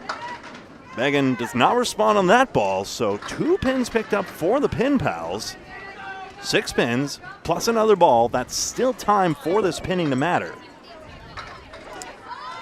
Pinning is exactly even. Both sides have left 35 pins standing on the plate. This lead is entirely bonus pins. 6 pins, plus a bonus ball for Scott's Woodworking. Pin Pals, Amanda Banks gets the kingpin to spill. The king, the queen, call it what you want. It's a queen for the ladies. The king, that's a queen. She's got it. But how about this one? This time Harnett's got to do self-serve. Don't you hate self-checkout sometimes? I miss the human connection sometimes. I will go out of my way. I mean, sometimes it is faster. I mean, if I'm getting just a bottle of water or whatever, sure, I'll use the kiosk. But, like, past a point, it should be 12 items or fewer, and not 12 items or less. Spare! One less problem without you, 5-pin. Megan Harnett, 81 in a ball through 8. 8 boxes to go. This is match 10 of 12, right? 10 of 12 today, 10 of 19 overall in the tournament. Update. Scott's Woodworking up by 6 pins, but now 2 marks to 1, so each side got that spare. Neither Breton nor Coffin filling this time around. But Madison's got a strike. Oh, baby, we've got ourselves a match. We're going to be in lanes 3 and 4 with the bye team on lanes 5 and 6. No match here next time. So it's going to be the 1-7-10 Hurricanes and the main attraction next on Candlepin Bowling Network, the 11th match today. Breton close. But now it's the 1-7-10. It's gone already. Okay. You're welcome. Okay. Madison trying to make a double strike. Breton, the 1-7-10 Sports Center leaving Augusta, Maine. I call it an 8. 102 through 9, a fine string. Averaging 104, a best year in the Atlantic Candlepin Singles Tour. from Framingham, Mass. Originally Waltham, Mass. I lived there for 15 years in Waltham. High single 147, high triple 397, high five 588. Climbing up every year, getting better. Decent high 20, by the way, of 1918 and a high 10 of 1050 out of Ryan's Millis. Their father also bowled. She's been bowling since 2008. 23 years young. Missed the head pin. She actually threw the Woburn Bowldrome season high triple for the women in 2020 with a 397, her high triple. Won a youth state title as well and appeared on Candlepin New Generation. And for hobby, she loves to dance. A 9 that time, 111 string, 111. Madison Kaufman with a tough 6 and 95 string. Quick update from Greg, 6 box to go. Or a slow update. 2 pins and an extra ball for Scott's Woodworking, so. Excuse me, how about a slow update from Greg Gouillart? Is that better? Here's Kerrigan. There is no... And Mary Croto. There is no sanctuary. Logan's Run. There is no sanctuary. Logan's Run, a great movie in the 70s. Michael York. And the nickname you gave Logan Gingras. Yeah, and actually, Farrah Fawcett was in that also. For a spare, yes! What a shot! 81 of the ball for Megan. Correction for Kerrigan. What am I saying? Is that? Oh, is that wait, no, we had a switch out. Sorry. Switch, that's right. We did a switch out. Hold on, we got that wrong. Hold on. We missed the sub, obviously. Yeah, they don't put the that must be Olivia Milliken by yeah, that's right. process of That's elimination? right. That's right. I didn't There we catch go. someone. They don't change the name of the score. Which is standard, of course. Big time spare. 76 in the ball, 89 from Mary Croto after the 9. Close match. 3 pins right now on the bonus. It's 6. 8 in back, 1, 3, 6 in front. 82 through 9. Croto, C-R-O-T-O, Croto. A chance, wobbling 3 in the 6. Wood to help. Was that a head pin first? I couldn't tell. Yes, You got it. I think so. I put my head down for a second, trying to get Olivia's stat sheet out. I ain't going to From fight South it. Portland, Maine, out of the Big 20 in Scarborough, Maine. Front of the mark. Oh, just missed the 1, not by much. 152 high single, high 5, 535, high triple unknown. Only one for a few years. Mary, that one goes spare. Hello. 99 in the ball in the 10th. They got a strike on the board and a spare. The fill is 6 for Olivia Milliken. Dwayne Milliken also a great bowler at Big 20. She's at 82 through 9, 8 in the box, 90 string combined with Kerrigan Skinner. She won a junior champion at age 5 years old. Qualified for the Candlepin New Generation for kids. She won her first adult tournament with her father, Dwayne Milliken. All right, here we go. 4 box to go. After this fill from Croto. It's 2, of course, the half Worcester, 101 string. All right, 4 box to go. The mark situation, 2 spares. For the Pin Pals, 1 strike. For Scott's Woodworking, it's 352, 347. The Pin Pals up by Pin Pals up by a handful. I hit the wrong button, didn't I? Sorry.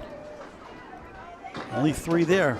Interesting. There's a nice ball, 8 for Kaufman. Alyssa trying to convert. 5 middle, 9 to the right, Englewood in front. That gives Pen Pals a chance. Oh, what a try for Skinner. Not quite to the 10. Excellent try. And that won't go either on the 9. Ball deflection didn't take it. Renee at 10 after the spare 3, 73 through 8. 10 box, 83 through 9. Alyssa Kaufman, 9, 88 through 9 on Candlepin Bowling Network. Please tell your friends and family to subscribe on YouTube to Candlepin Bowling Network. Over 2,100 videos, over 4,820 subscribers. Join the party free. High definition available. Candlepin Bowling Network on YouTube. 3 boxes left. 9-pin lead for Kerrigan's team on the right. There's 9. 7-pin holes, double wood on the deck. On the crossover, Kaufman once again, the 5 and the 9. And a tough piece of wood once again. Give her a break. Massive advantage for Scott's Woodworking now. This plank is sitting pretty. This should be a slam dunk or a layup, they say in basketball. It goes, spare. 93 in the ball. They have 2 spares on the board to 1 strike still. They have the lead. Can Kaufman get around it for a spare? Oh, wow, what a shot! Minnesota Fats pool stick spare. That's a tough one. Captain gowned it. 98 in the ball in the 10th. 2 marks for each side. And take a look, see one more time. Luckily split before they fill it again. Here we go. On the extra session, left side, a 6 fill. 99 string for Renee Skinner and a 6-pack left up. Check her ID. Kaufman, Alyssa, 4 fill, 102. 2 box to go. A strike for Amanda Banks. Megan has 81 on the ball. Quick, slow, medium update from Greg. Medium rare? Sure. Medium rare. 381 to 370. First of all, here's another $1 from Michelle Atherton somehow. You can ask her later. Lemon drop. 11 pins. Harnett has to fill this spare. It is not over yet. Again, Harnett, Hawley on lane 6. Here it is. Off to left. Lucky 7. 1-3-10. A chance for another one. 88. 8's a wild. 8-8-8. 88 through 8. They have the lead by double digits. Amanda Banks on a strike. 4-7-8 in that first ball. Big second ball coming up. They're going to need another mark. Maybe 2. Kerrigan missed it and way left. Kaufman, or rather Amanda Banks, a 4 fill on a strike. 76 rate. She'll need a mark in the 10th for sure. If not more. Maybe double. Megan a 7, same spot. Spare 7 spare. 95 through 9. A tough 6 after a spare 4. Amanda Banks 82 through 9. 395, 380. More than likely a double required from Amanda Banks. It's a big win from Scott's Woodworking, trying to get that top 8 once again. They're there for a while earlier on. There's a nice ball, but 2 perfect. Spread eagle, 9, that close. And that does it. Boy. Scott's Woodworking hangs on for 2 big points. And Ashley Breton led the team so far with 111. Perfect through 7. Ended with 111. Kerrigan Skinner combining with Olivia Milliken 90, Renee Skinner 99. To be mathematical, Harnett needs a 6 box to shut out.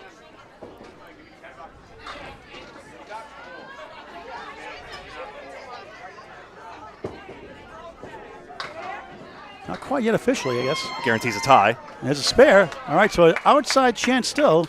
And Megan pretty much has to miss this shot, and then Amanda needs a strike, right? Right.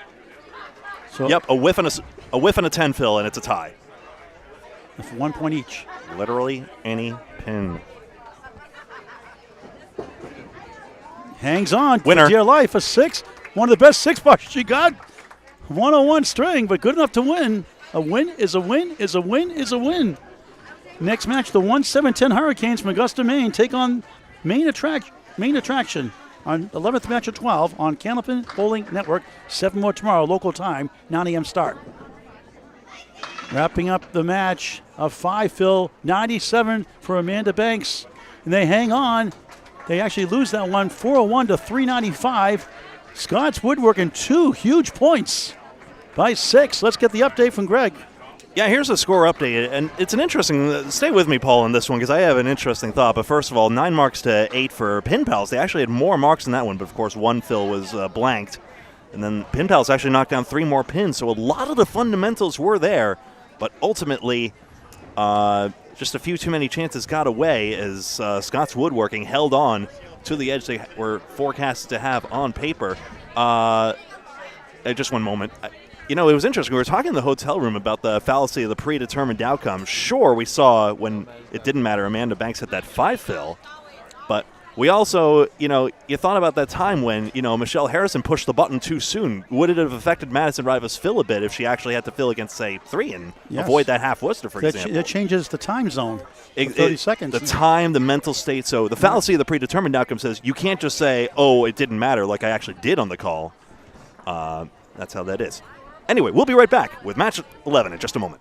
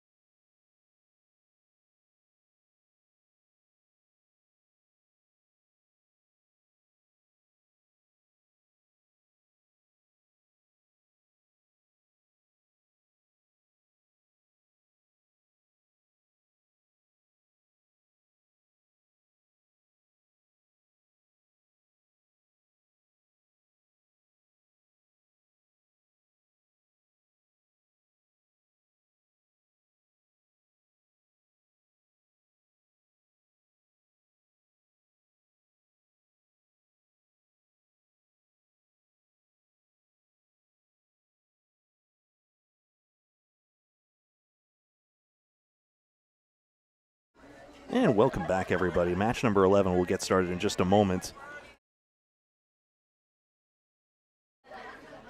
Like I was saying, match number 11 will get started in just a moment. Just recalibrating the pin cams for you folks because we're going to have a bye in front of us right here.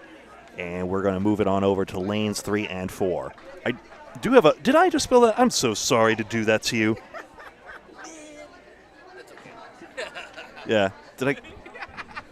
Ah, that's all right. That'll... So, score updates. Where were we, John? 1-7-10 Hurricanes in front on high rollers now, both tied on 16 and 4. We've got 3 other teams on 14 and 6. Main attraction together again in Lakeside Lanes. And then 12 and 8 teams are going to round out the top 8 for now. Exeter Lanes, RBF Gals, and Huff Power Sports. And I think that's that for now. We'll have more for you in just a moment. Be right back.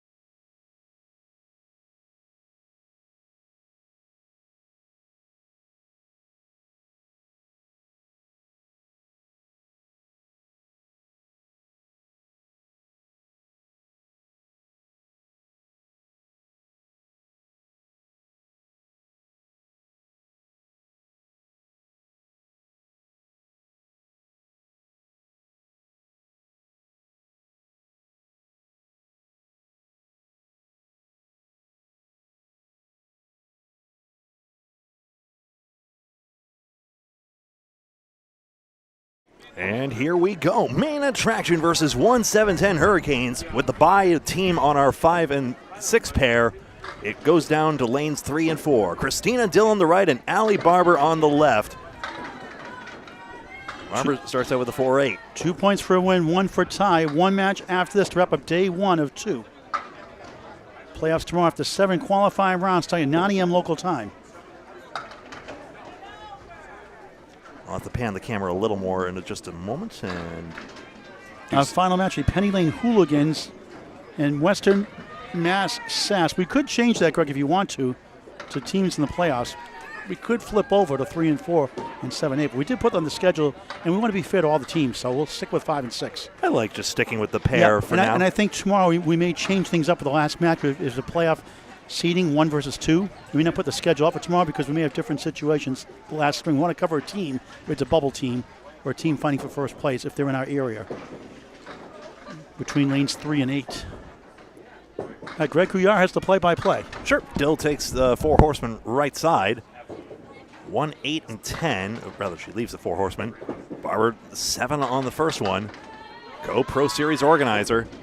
Christina Dill, that APH champion. That's a spare. 1, 8, and 10 for Barber. Back-to-back to begin for a main attraction. And for the Hurricanes, Christina Dill gets that 10.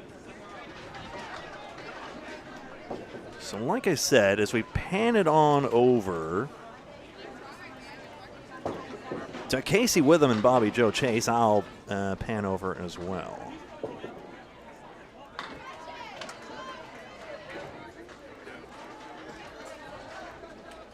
Too far.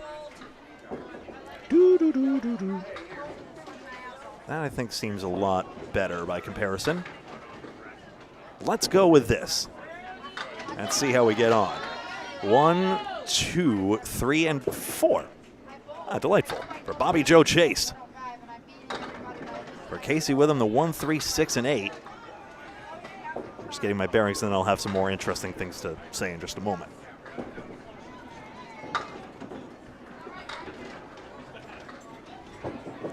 Just the 3 pin taken out for Chase. For Witham, the 3 and 6.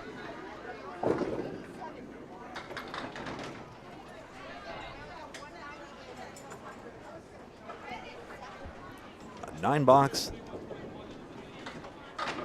And hey, the 1 and 9 taken out. That's a nice shot by Witham. And main attraction, which team number are you? You are...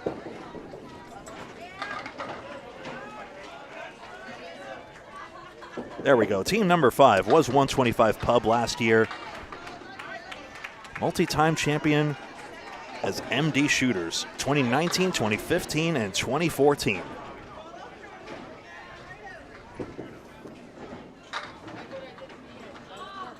Spilling out everything except the head pin in his Chase.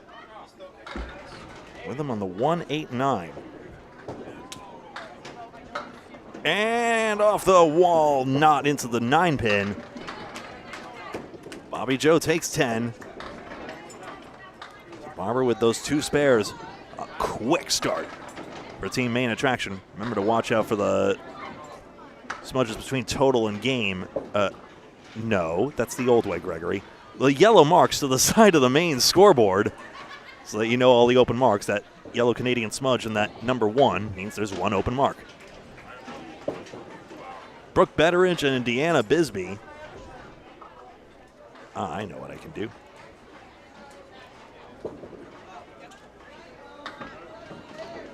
Move the logo here. And here. And here. There we go. Let's bring it back to this. 4 horsemen and the 3 pin for Bisbee. A gigantic check mark. As Brooke takes out just the 6 and 9 pins.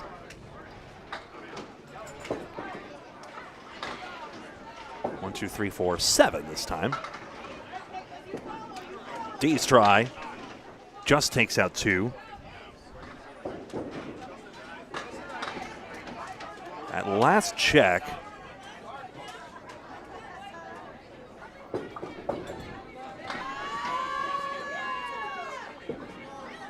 I didn't Capture that, excuse me. Bisbee pins out well for the 10. 1-7-10 Hurricanes have a tournament average of 409, gaining 4 pins right then and there. Main attraction at last check had an average of 394, just 2 marks different between the teams.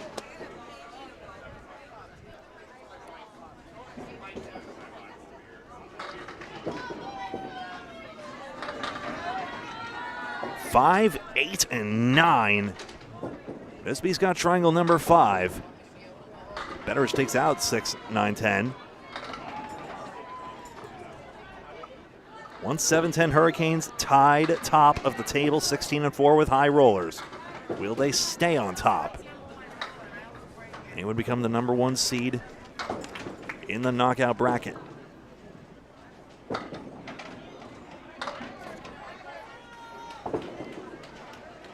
Cash is determined by the knockout bracket regardless. $3,000 for the winning team. USD. Bisbee takes 9 and Betteridge picking, gets the 8 box and only concedes the 1 pin. So,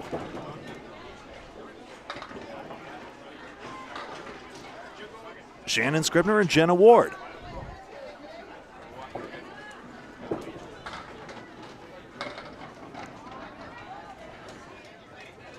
Commonalities of MD shooters: Amanda Carroll, Brooke Betteridge, Casey LaPierre, Casey Witham indeed, Angie Davis, and Shannon Scribner. Ward's got just this 5 pin. Kim Kangas Smith appears. And Renee Lowell got on one of those teams, if I read that correctly. Single pin left standing for each. Ward single gets away. Twice as it happens, 9 box. Nobody on 1-7-10 is pinned lower than a 9 box right now. Scribner 10, Shannon's got 10 to start. For main attraction, Shannon Scribner had a 108 average last year. And for the Hurricanes, 1-7-10 Hurricanes, I should say, to avoid the Hurricanes confusion. Jenna had a 107 average last year. Scribner 108, Jenna 107. So this rates to be a pretty good anchor matchup. Alicia Kelly and Narissa Daniels earlier, that was something too. 3-2 split, not pinned out. Well, no, excuse me, second ball was a good one. Shannon, 2 pin is all that stands. So, Ward the chance to grab some pins, grabs that 9th pin. Not exactly the one she was aiming for, but she takes those. Shannon 10, that's 20, pin perfect. 2/10 of the way to $100 courtesy of Candlepins for Cancer as we go to the top of the scoreboard. To the top of the lineup, 80-76. That's confirmed right now. And just that 1 spare open. Again, that's what the Canadian Triangle is doing there. Next to the main attraction score, that's Allie Barber's, and here it is on lane 4 this time. Once I get that pesky logo out of the way, you'll see 4 pins taken out on the first ball. Dill nearly the mirror image, but Christina's now got the 1-3, 7-8, 10. Close. Barber denied 3 in a row.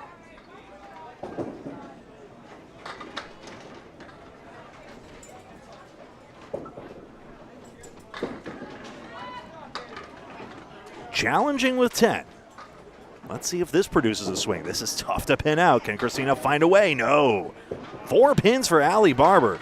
And main attraction already off to a 12-pin advantage after just 9 boxes.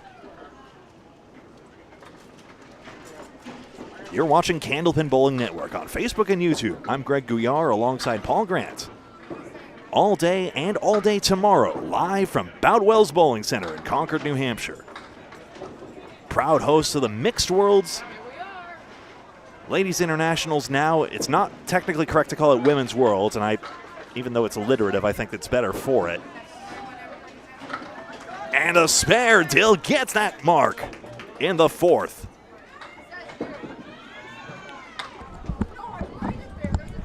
Barber gets that for an 8 box. So there we go. We got the first mark on the board, I do believe, for the Hurricanes as they try to get back into this and hang on to their first place standing. Hey, folks, you want to get a chance for a free set of bowling balls, please stop by Boutwell's Bowling Center no later than tomorrow afternoon to get a chance. $5 a ticket for a raffle, 5 tickets for $20, 5 free tickets that way. Boutwell's Bowling Center, only in person, to get a set of brand new bowling balls, your color, your size, in stock. Thanks to Andy Dallas, the owner, for providing to support Candlepins for Cancer, a 501c3 charity. Yep. For those of you watching out of Candlepin country, well, of course, your extended Candlepin family at this point, welcome, welcome, welcome. We don't have the wizardry to do the raffles wider ranging than this, but maybe someday. And if I win, I'm going to re-auction them off again for another event. Guess that's how the Canadian NHL clubs make bank on all their 50-50 raffles. They love those things. You got one match left after this. Yeah. Trying to get some rest tonight, Greg, and amp up for tomorrow's exciting playoff round after 7 qualifying rounds. Yeah, so, by the way, Casey Lopp, Casey with him now, but I show the name as Casey Lapierre on all the championships. I know. Yeah, she was married to Jeff Lapierre for years. Now she's Casey, who took a maiden name back, Trask. Now she's getting ready to get married to. All right. So as Mrs. Witham. And now you are up to date. But that's how it is on the championship trophy, a 3-time champion. Every time I tease her, every time I see her, I have a different name. Oof. Spare. Good character. Has a lot of fun, rather. Funny character. Underrated bowler out of the Big 20 in Scarborough, Maine. 38 in a ball through 4. The house of Chris Anton. 5 for Chase, just 31 through 4. Unbelievable. And now here's Brooke Anton Betteridge. A 6-8 start, Deanna Bisbee, 10-9 start. She's a very fierce competitor. Having a tough day, she said. It's a game of mental toughness for sure. 90% of it's mental. Can't succumb to learned helplessness now. You never know which, I keep saying you never know which pin will be the winner. It still holds true. It's just so tough when the pin action is just giving you nothing and nothing for certain folks. 1 spare for each side. Brooke's team right now is up 17. But that's the battle. 5 pin, well, interesting. 7-10 with Wood. Does either piece deflect the ball? We're on lanes 3 and 4 to the bye team on 5 and 6. Nobody bowling, so we're not going to call an imaginary match. That'd be something, wouldn't it? Greg Gouillart, 300 in Candlepin. Then Greg wakes up. But he's bowling alone. He loses. Wakes up 80. Yep. Yeah, that's absolutely correct. Bisbee, the 2-pinner, gets away. Betteridge a chance to pin out 10. Textbook, 10.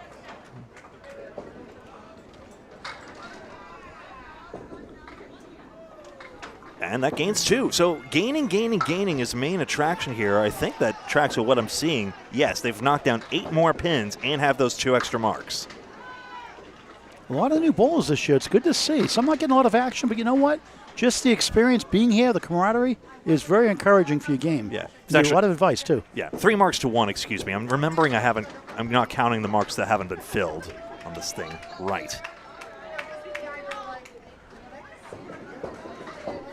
That's smashed in. 5 pin only for Deanna Bisbee. Brooks high single, 191. Deanna Bisbee's 172. Or D Bisbee. Either is. I like Deanna, but it just sounds nicer. I tell her all the time, I like Deanna. She says it's okay. Okay, but ask her. Yeah. That's how I've noted it on this thing. I'm just following your lead on that. 5 pins goner. Probably because I dated the girl Deanna one time back in the 80s. Oh. I always like the name Deanna. It's a nice name. It's like Ariana Beaufort. She likes Ari, but I love Ariana, but I have to call her Ari because she doesn't like when I call her Ariana. So I had to learn. But Dee said it's okay. I asked for permission. Exactly. You ask for their consent.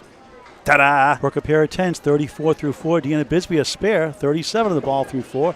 They got 2 hits on their side to 1. But they're down 141-122. Back to Greg with the play-by-play. Shannon Scribner on 20 through 2. Jenna Wood, 2 10s to start. Actually, sorry, 2 9s. Shannon 2 10s, like Greg said. Hello. Jenna Ward. Sorry. 4 horsemen and the 9. Hello? Sorry, Greg. Hello, Michelle Ward in Florida. Tom Pelkey watching, I'm sure. Or at least later on.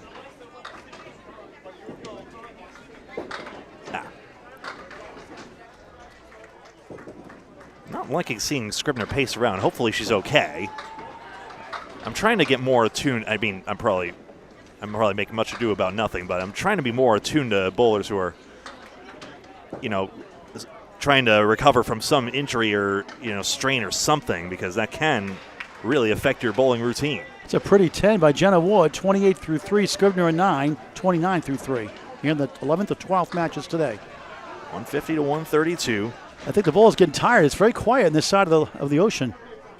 Obviously, we had a pocket of excitement go away from lanes 5 and 6 temporarily. Scribner finds her head pin this time around, but splits. If you wonder what the W on Sports banner is, you can see it in your stream. That's a network station in New York. Can't, unfortunately. Okay, but 37 television stations covering Candlepins for Cancer and Candlepin Corner. You can see it during the national anthems. Yeah. And the 3-6 bumps into the 4 and doesn't even take that. Ward does need an out on this one. Okay, next match, the final match today, Penny Lane Hooligans, bookend matches, take on Western Mass Sass. Seen both twice today. For pin only, I guess. For the out. So 8-7, that's not bad, even though Shannon did win that. Jenna pins out. Okay, time for an update from Greg Gouillart. Who? Oh, me, right. 158 to 139. That's right, that's you. 1 extra mark for the Hurricanes, trying to hold on to their first place position. Christina Dill will fill essentially that extra mark now. Do you have the stats by any chance, the records? Or should I get that? I could do that. Go for this. Okay. Christina Dill, just the 4-7. Allie Barber, 5 down, 5 to go. Allie, 49 through 4 start.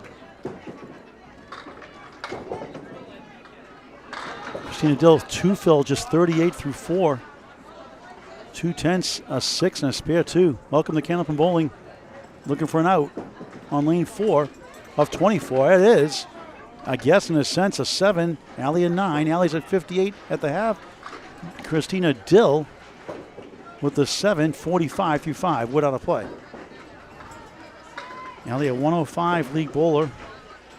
166 high single. Dill high single of 129. See, should have 125. The main APH against as a 12 seed, beat the 11 seed out of the Big 20. In a thrilling match on Candlepin Bowling Network, Mary Bullard. 2 years ago, the 12 seed won the APH in Maine.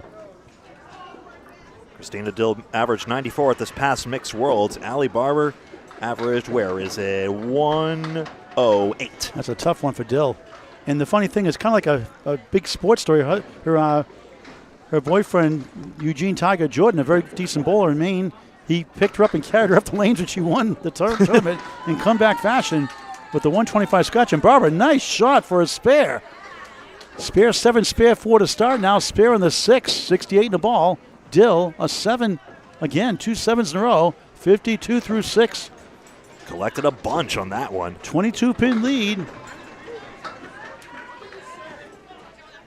Gets it just that little bit out there. Main attraction on top. And 2 spares on this side to 1. Here's Bobby Joe Chase on a Stars and Strikes. South Paris Maine come off a 7 to 5, 31 through 4. Hits the pocket, 7, 8, 10, left to right. See if she can use that wood somehow. Here's Casey with them on a spare. Left side, it's going to be a drop of 6.5 in the Richter scale. 1, 3, 6 in the 7, 4, 4, 4, 44 through 4. Bobby Joe, what a try that was. Ah, so close. Main attraction opening a big lead early. With nice shot. Oh, that was close too. Bobby Joe on the head pin. We're already down to 9. 40 half. Substitution policy, Greg, real quick. Substitutions can happen before box 7 and not on a mark. And that's changed from previous years where it was 5 boxes and had to be replaced by the 6th box with a mark. Which, so goes the logic. Well, the visits are 2 boxes apiece, so before you get up the 4th time on the lanes, at that point, you're committed. With them a 9, Casey, K-A-C-I-E, 53 half. Her team leads 192, 164, 28 is the lead. 1 spare for each side. There's a nice ball, a little light though, 5, the bucket shot. Chase working on 4 and 2. It's a good one, 4 and the 10. Whoa. Her high single is 163. Into camping and reading. 2 pins are fouled away, I'm afraid, so tops is 8.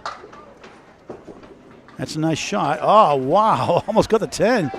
Nothing wrong with that. Gets a laugh out of that one. Good note for a 9, 49 half.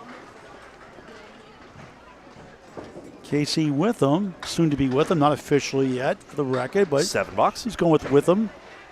Or without him, a 9. 60 through 6 at the minimum.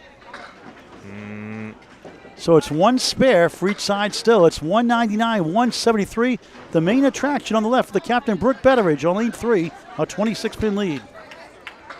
She's from Saco, Maine, originally from Biddeford, Maine.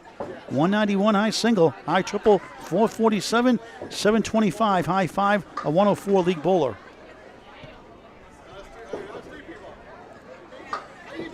She's won quite a bunch over years.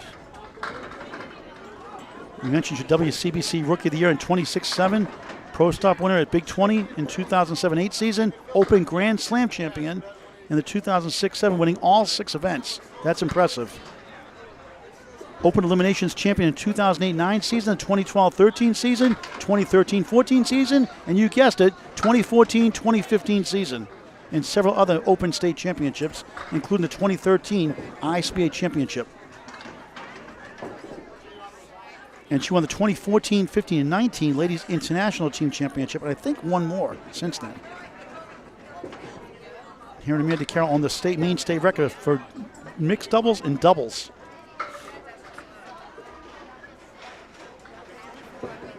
I think the mixed doubles got changed actually with Nick Leach, I believe, and Madison Rival. I'll double check that later on. 207 to 189. Great to see all out there. 125 of you watching at this very instant in time out there on Facebook and YouTube. Which Al? No, but there's an Anna. We've got Will. It's great to see David, Hall of Famer hi. Carol Ann Shaw Downey out there. And a big fan of Allie Barber. Hello. And a teacher many bowls, including the Candyman John Cadero and Mike McIntosh, the taxman. We say usernames too. Grand Buick 87. Mike gives her all the credit for the way she taught him. I'm Yabba Guy. Nice to meet you. Not like the Flintstones either. Yabba dabba doo. No. Honestly, oh, look at this one. Talk about rock and roll. Gotta hit him, Brooke. Like a tire swing, like my childhood classmate called it tire swings for some reason and even handed out a pamphlet on it, and that's the thing that stuck in my mind when I tried to make a username on nick.com. Only Huff Power Sports probably could knock that one down. If you get the punchline. If you huff and you puff. That's right. And you blow them all down. A 10. Boom, boom, boom, boom. Wow. No mark. 52 through 6 for Betteridge. Bisbee 61 through 6. A spare 7 in the 4th. Off a pin somewhere. It's 20 pins. It's dwindled down to 20 for the main attraction, but it's still an extra mark for them. 1 spare to none. Anchors away. Jenna Ward. What a beautiful ball that was. 7-10 goal post. And not the best wood. Let's see if she can helicopter over. She does have wood behind. Maybe she can hit that wood in the left, get that wood behind it, go to that 10, and let that wood hit that ball in the 7. That won't be easy. It's flat against the plate edge. Goes middle right. Got the 7 out of the way, not the 10. Shannon Scribner on the 3-2 split. Grabs All but the 3, wiggling 6 and the 7. She had 37 through 4. Jenna 35 through 4. And now she's on for a 10 and a 45 half. No mark. She had a no mark half herself. Look out. A pretty 10. That's a wild 10. Holy smokes, the bounce off the foul line. That's an instant replay. Sure. Greg's going to get the record for those 10 bucks for instant replays. I love it. It's a pinning game, a game of spares and pinning. 47 half. Her team's up 20 still. Look at that baby fly. There's a smooth ball. It's on the nose. It's 8. Wobbling 6 right, 9 to left. Wood to help. Scrivener drops 7. 4 middle, 7 left, 8 right. A guide in front to help. Past the halfway point of match 11 of 12 today. And there it goes. Spare for Jenna Ward. Necessary. On the board. 55 and a ball through 6. Absolutely. Now it's 1 spare for each ball. Lead up bowler, Allie Barber on a spare next. Tough to tell on our cameras. I don't think that covers the 8. Scrivener missed outside. Mutters something. At least she's laughing, not getting mad. That's a good sign. There was some annoyance there, like. And that's an 8. She'll end up with a 55 halftime for an update and a station identification break from Greg Gouillart. Let's go 8.8 seconds. This is Candlepin Bowling, where the pin action doesn't always make sense. And we're Candlepin Bowling Network. He's Paul Grant, and I'm Greg Gouillart. I lost track of how much time I'm allotted, so. 8.8 seconds. Okay. More? Thanks. We can give you more. Please like and follow the video and subscribe on YouTube. And never mind, here's Allie Barber. When I give you 19.9 seconds, you use 13. I bought up those 6 extra seconds for stuff like this. For a rainy day, I suppose, Yeah, rainy right? day fun. That's right. No embezzlement. 6 fill for Barber. 4 horsemen left. Doesn't take. 74 through 6. Now no marks for them. 1 mark for the 1-7-10 Hurricanes. Still on this head pin. No 5. No queen. I was going to make a queen for a day joke, but I'd better not. Go ahead. No. King for a day, queen for a day. Why not? Many reasons. Do you Now she dethrones the queen. Have you heard of the show? Well, it's a saying. Dill picks up 1 pin. 23 pins for main attraction minus a spare by their anchor, Jenna Ward. Christina, 40 years young, from Oxford, Maine, originally Tournament, a 98 league bowler. Into fishing, bowling, kayaking, 4-wheeling, and snowmobiling. Oh, look at this one still spilling for Barber. That was not a head pin hit. Dill likes the outdoors. I was way too slow on the replay button, but I swear that was in the ocean, and now it's in the pit. Spare. 4 marks for Barber, and Dill comes back for this one. This time the queen pin did fall. Take another look. Into the 1-3, and yes, Wood off the wall to take this out. 2 spares to 1 now for the main attraction, trying to fight back for 2 points. Do you have the standings? I have it in my pocket. I just sent to Nico. Did you run those down? I have the standings. I can do it again. Why not? People like. Okay. I got sent to Nico also to post. 1-7-10 Hurricanes tied for first with High Rollers on 16 and 4. I'll have more later. Witham's taking out 4 pins. Can you put the Nico, please, too? Yeah, sure. In a second. A 6-pack. Yeah. Check your ID. Tell you what, you want to take this play-by-play actually in Sure. this case, and then I'll give it back to you afterwards. Yeah, exactly. I'll usually finish the last 2 boxes. How's that? Deal. Casey's missed it. Bobby Joe, not much to show. 4-8, 4-8, and the 10 left to right. 7th box, 1-string match. Match 11 of 12. Match 11 of 19 over 2 days. Playoffs tomorrow afternoon after 7 rounds of qualifying rounds. There's nice out on 9 for Casey Witham. 69 through 7, 1 under par. Bobby Joe chasing 8, struggling 57 through 7. The Stars and Strikes in South Paris, Maine. Bowler. Great owner in Russ Neely Jr. and Jody Neely. And home of the Apple Pie Log. Main attraction 14 and 6 as are together again in Lakeside Lanes. The Stars and Strikes team last year, #1 seed, upset by eventual champions RBF Gals. Captained by Blanca Gacharna. They lost Amy Dube, but they got Sonia Johnson, who's having quite an event so far today. She could be a championship piece of this team. There's a nice ball, a little far left. 2-9-10. Bobby Joe tickles the 3.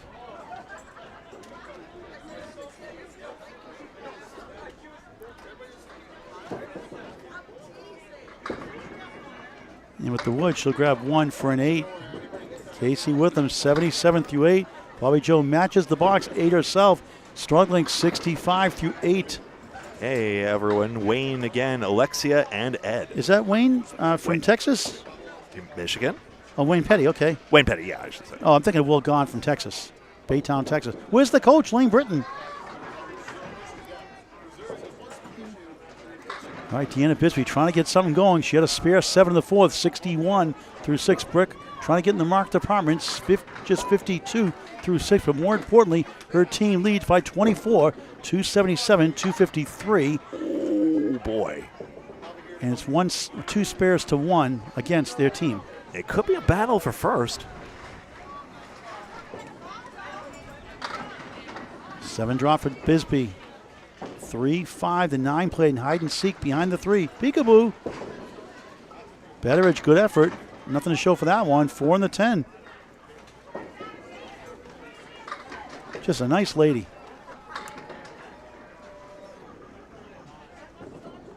Very good bowler still.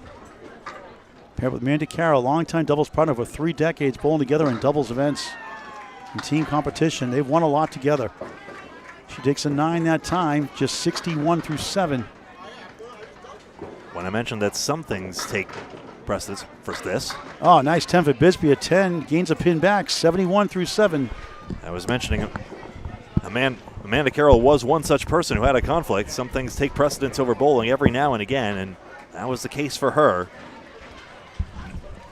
So Amanda Carroll not in attendance this time around. Kevin Dietrich's in the house. There's a nice ball. Bombs away. Baby strike. Brooke is Betteridge. Bisbee goes right. It's 5. 1, 2, 7, 8 behind the 2, 9 back right. For those who don't know the pin numbers, and many do not. Even the pro bowlers don't know them all. Sometimes I say I'm wrong, but I know the pin numbers. Sounds like a video idea someday. Remind me. Somebody actually told me about that. This is coming forwards. Goodbye. Legal block in the back. Throw the flag. It's going to be a spare. She'll take it on the board set for the second time. 81 on the ball through 8. And they're down 23. But it's 3 spares to 2 on her side also. They've got to get some more marks, though. Shannon Scribner, 55 through 6, not a mark. Jenna Wood filling her first mark on lane 3 in this beautiful 24-lane house, Boutwell's Bowling Center in Concord, New Hampshire. 55 in the ball through 6. Scribner, right side, lucky 7, 1, 2, 4 chance. Jenna Wood, Jennah,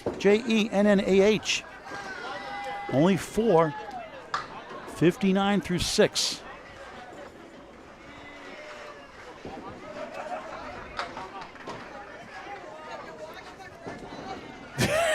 Scribner spare. She's on the board, 65 in a ball. I'm replaying the reaction. And by the way, Greg Packer, yes, that was my exasperated sigh because I forgot the switchy. Whoops. There it is. There's the spare. It's this part that I'm really here for the replay on. Woo!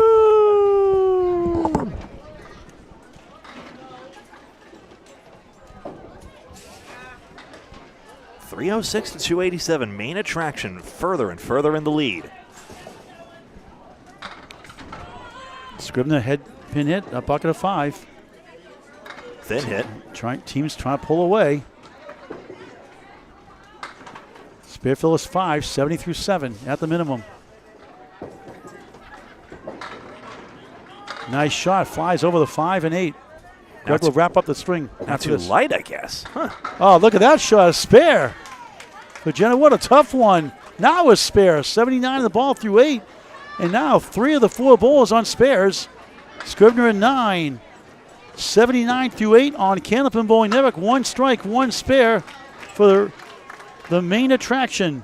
This is what the score sheets look like for Bisbee and Betteridge at this moment in time, first of all, since I skipped those over. And now, a look at the full scoreboard. 320 to 297, but an extra mark for 1710 all told We'll see how this shakes out. Christina Dill and Allie Barber on marks. You see it here, 6 and 7. Allie gets one extra. Just that little bit. Dill just missing the head pin. Barber, oh, smack dab on that triangle. Insert Oreo Cakester's joke here. It's the 7 and 8. Breaks up the head pin drought, and what does she have to show for it? Again, one extra. Little bit, little bit, little bit. Statistics in the match right now. 6 marks filled to 4, so really it's 7 to 6. Main attraction ahead by 1 extra mark, and pinning is 9 in their favor as well. That's part of the main attraction lead. 6 out for Dill, and the 4 horsemen left. I feel like Allie's seen this one before. Just a hunch. 1-4-7-9. Christina. That was a good try. A lot of upside for her still. Trying to work on a consistency in the game. It's not easy to do. But just 3 years of Candlepin bowling has done pretty well. As long as we've got Candlepin, we've got time. There's even hope for me one day. You'll get there. Well, yeah, I'll make it to... If you bowl like you stream, you'll be a pretty darn good bowler. I'll make a high single of 130 in league one day. Like you say, if you bowl like you stream, you'll be really good. I can tell you exactly why I missed a shot. Anyway, enough about this man. Casey Witham and Bobby Joe Chase. 2 spares to 1 strike favors the team trailing 345, 319, 26 down. They got some work to do. The Hurricanes are trailing from Augusta, Maine. Chase has had a bit of split luck, split bad luck, I meant to say, added to the pile. You see the red bricks stacking up in the center column. Oh, Joe, frustrated with that eagle shot. Will you get over 5? That's 4-5, isn't it? Oh, look at this bid! The 2-7 is staring back.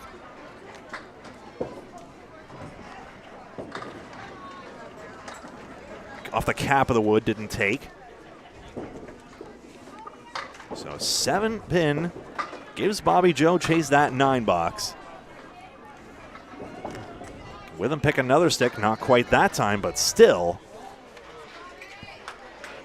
Our next match, our final match of day 1 of 2, Penny Lane Hooligans taking on Western Mass Sass. Erica Boudry's team next on Candlepin Bowling Network on YouTube. Please hit the subscribe button. Tell your friends and family also. Thank you. Bobby Joe's got 1, 3, 5, 8, 9, 10. Witham takes out the 2, 4, 5, 7, 8. That's gettable. Does the wood help? I'm not certain. And neither 8 or 10. Frustrating string. She can't believe it. Look, she's beside herself. We're seeing the robbery, Ms. Chase. We know. Off the cap, Witham denied. Missed the object pin, the 2. Robbery caught on camera. Bobby Joe deserved a lot better than that, Greg. Yeah, 83. We saw that. Casey Witham a 995 string. Allie Barber 118 to lead all bowlers so far. 4 boxes to go. 2 spares though for the next 2 bowlers. The big fills, couple of strikes, maybe a double or 2 may be required. I show head pin accuracy is about even. I may have made some errors, but it's not significantly different either way. 1 strike coming up here for Brooke Betteridge. Her team's up 26, looking good right now.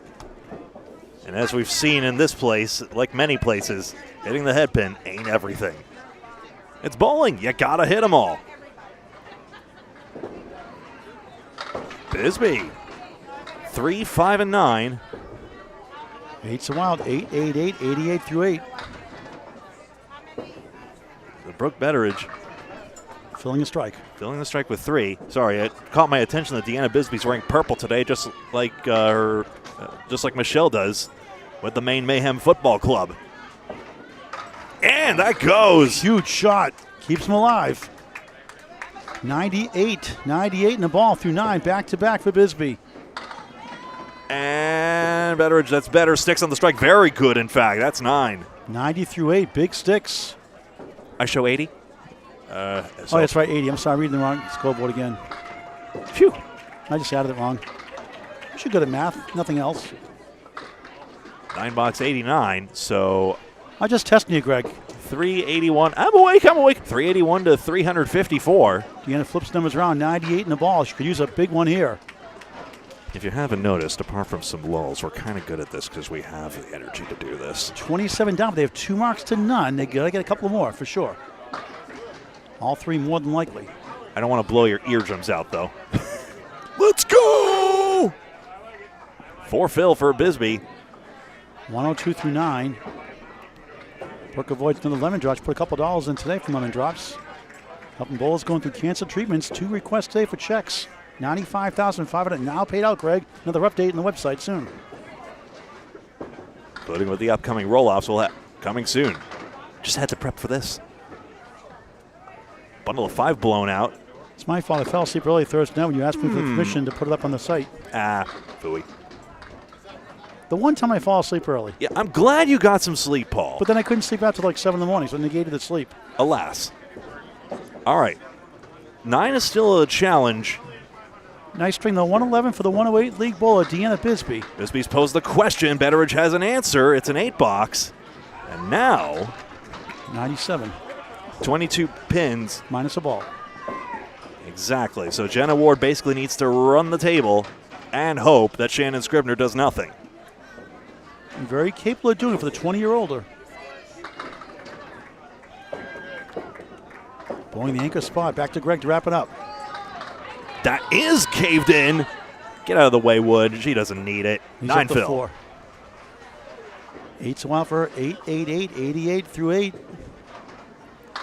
Scribner, that's gettable. 1, 3, and 7. Although for the lefty, it's tougher. Jenna needs to stay alive to avoid a double in the 10th. And it's good. 3 marks and 4. Right on the nose. 98 in the ball through 9. Opposite no mark. Okay. And that cuts it down, what, to 13? Yeah, 13 pins minus any left standing. Minus the bonus ball. So leads 11. Makes it interesting. 1 box to go and a ball for Jenna Wood. Can they pull off the miracle comeback? 1 box to go. 1 match after this. Day 1 of 2 on Candlepin Bowling Network, the 2025 Ladies International's 32nd annual event from beautiful Boutwell's Bowling Center in Concord, New Hampshire. Smarefill gets 9, and Jenna Ward has a 5-pin staring back. It's down to 2, just like that. It was 26 or so a cup of coffee ago. If one spares, the other doesn't. That's probably your winner. Let's see. Got to avoid that cap. Boy. Can she curve onto the queen, the 5? Crucial shot. Needs it. She gets it! Wow, 3 in a row! 117 in a ball. Scribner's got the 7, 8, 10. It's down to 2, right? Well, depending what Shannon does here. She needs it. She needs this mark right now. Does she? No, the cap ruined it. Wow. Oh, brother. This could be a major upset in the standings. 7, 8 wants a pin here to at least challenge for it.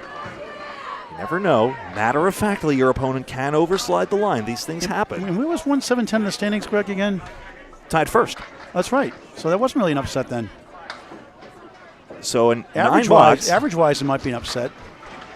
Pin is grabbed. All right, so it's... Yep. So she needs it. Actually, is it 396 he has? What's the score here? 406, but it's 405. No, that's... So 2 to win. There it is. That's good. See you later. The fill is 7. 69 through 7, so the 124. Wow, wow, wow. Jenna Wood making a name for herself once again. A fine performance for the young gun.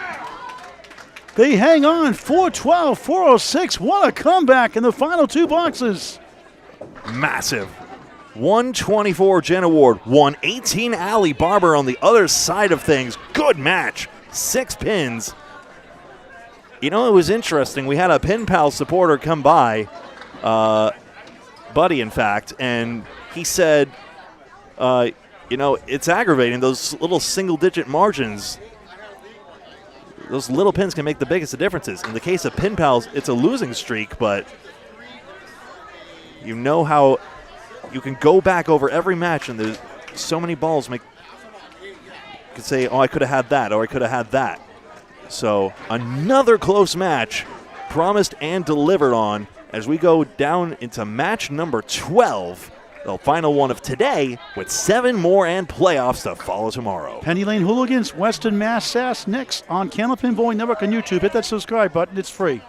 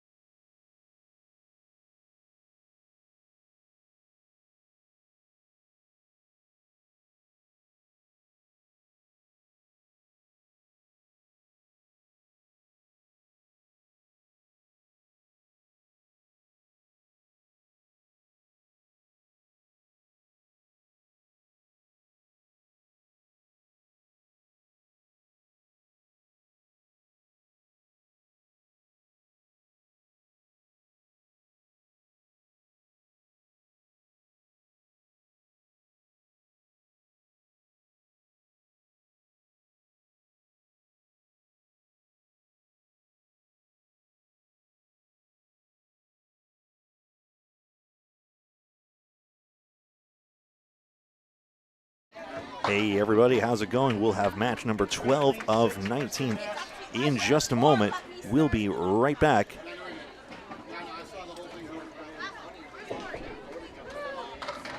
In just a moment.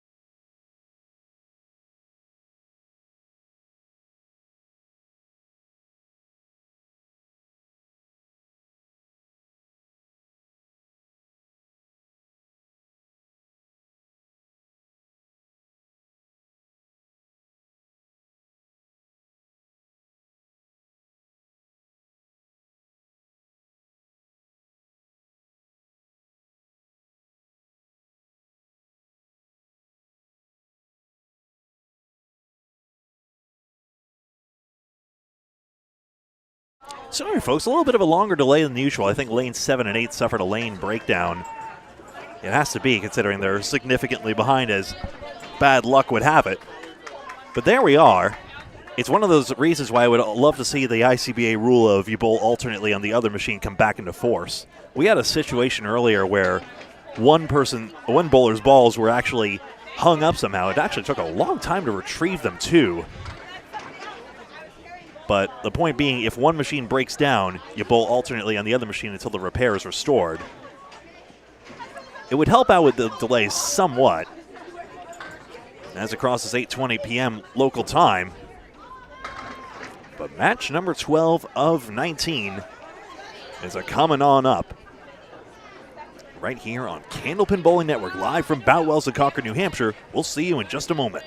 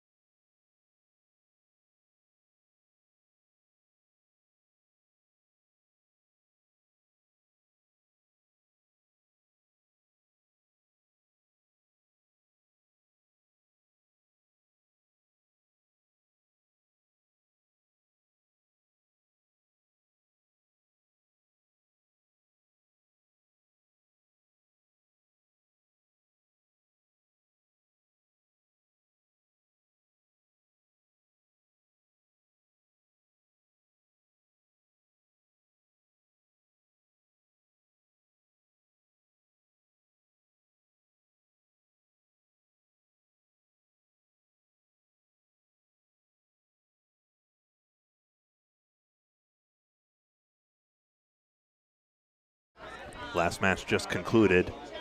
We'll get started with match number 12 in just a moment. Apologies for the delay. We'll be right with you.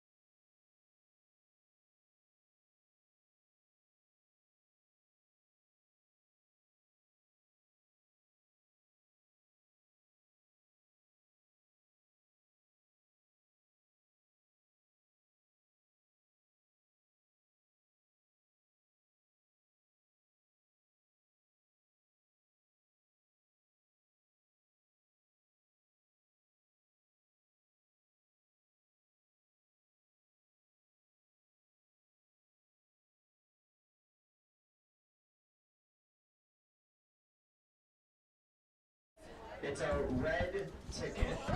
Hello to Penny Lane watching. That's why Penny Riva's waving at you. 132-991-60.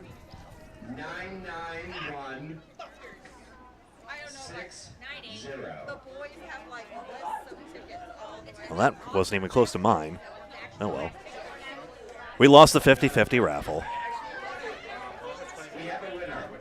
Justin Waters was devious. He sold me 50-50 raffle after my stream went down and I had nothing better to do but wait for my machine to restart. Getting Nico Puhar the latest standings for you folks, but we've got ourselves right now 1-7-10 Hurricanes are now clearly in front with that victory you just saw. 18-4. Three teams tied on 16-6. One win behind, that's Together Again, Lakeside Lanes, and High Rollers. And then Exeter Lanes, RBF Gals, the defending champions, Main Attraction, and Scott's Woodworkings, 14-8. They round out our top 8 teams right here. Other way around, sorry. No, that works. Oh, no, go with it. That works. And then we click this on, and we suddenly have Michelle Atherton, don't we? Hi, guys. How's it sounding in the headphones? Good? It sounds good to me. Good. All right. Should sound good for you folks out there. Hello, everyone. And alongside me as well, Paul Grant. Hello, Greg. Michelle Atherton's going to do the first 2 boxes. Greg will do I the next will. few. Yes, because I'm up third, so All right. I just have to say, Penny Riva, her 40th class reunion is in Brewer tonight, and they're watching right now. So she's sad that she couldn't make it there, but they're all at Penny Lane, I believe, in Brewer. And I think she would want me to say happy class reunion to her 40th classmates. Congratulations. Okay, do some play-by-play here. All right, Penny just got a spare. Good Yeah! job, Penny Riva. I miss you all. And take this, and take that. Oh, yeah. Okay, so I have everybody. So we have Hey, any chance anyone... No, everyone knows Candlepin. Shannon It's right LaPlante. next to Bangor Brewer. Yes. Shannon LaPlante 5. Did you already, Shannon LaPlante just got the Yeah, spread sorry. eagle. did you get the standings you already went through, the updated standings? Yes. Okay. Can you send to Nico, please? I did. Penny's, Okay, thank Penny's you. bonus ball is a 5. She gets 15 in the first. Sorry, this happens so much. Oh, you're so good.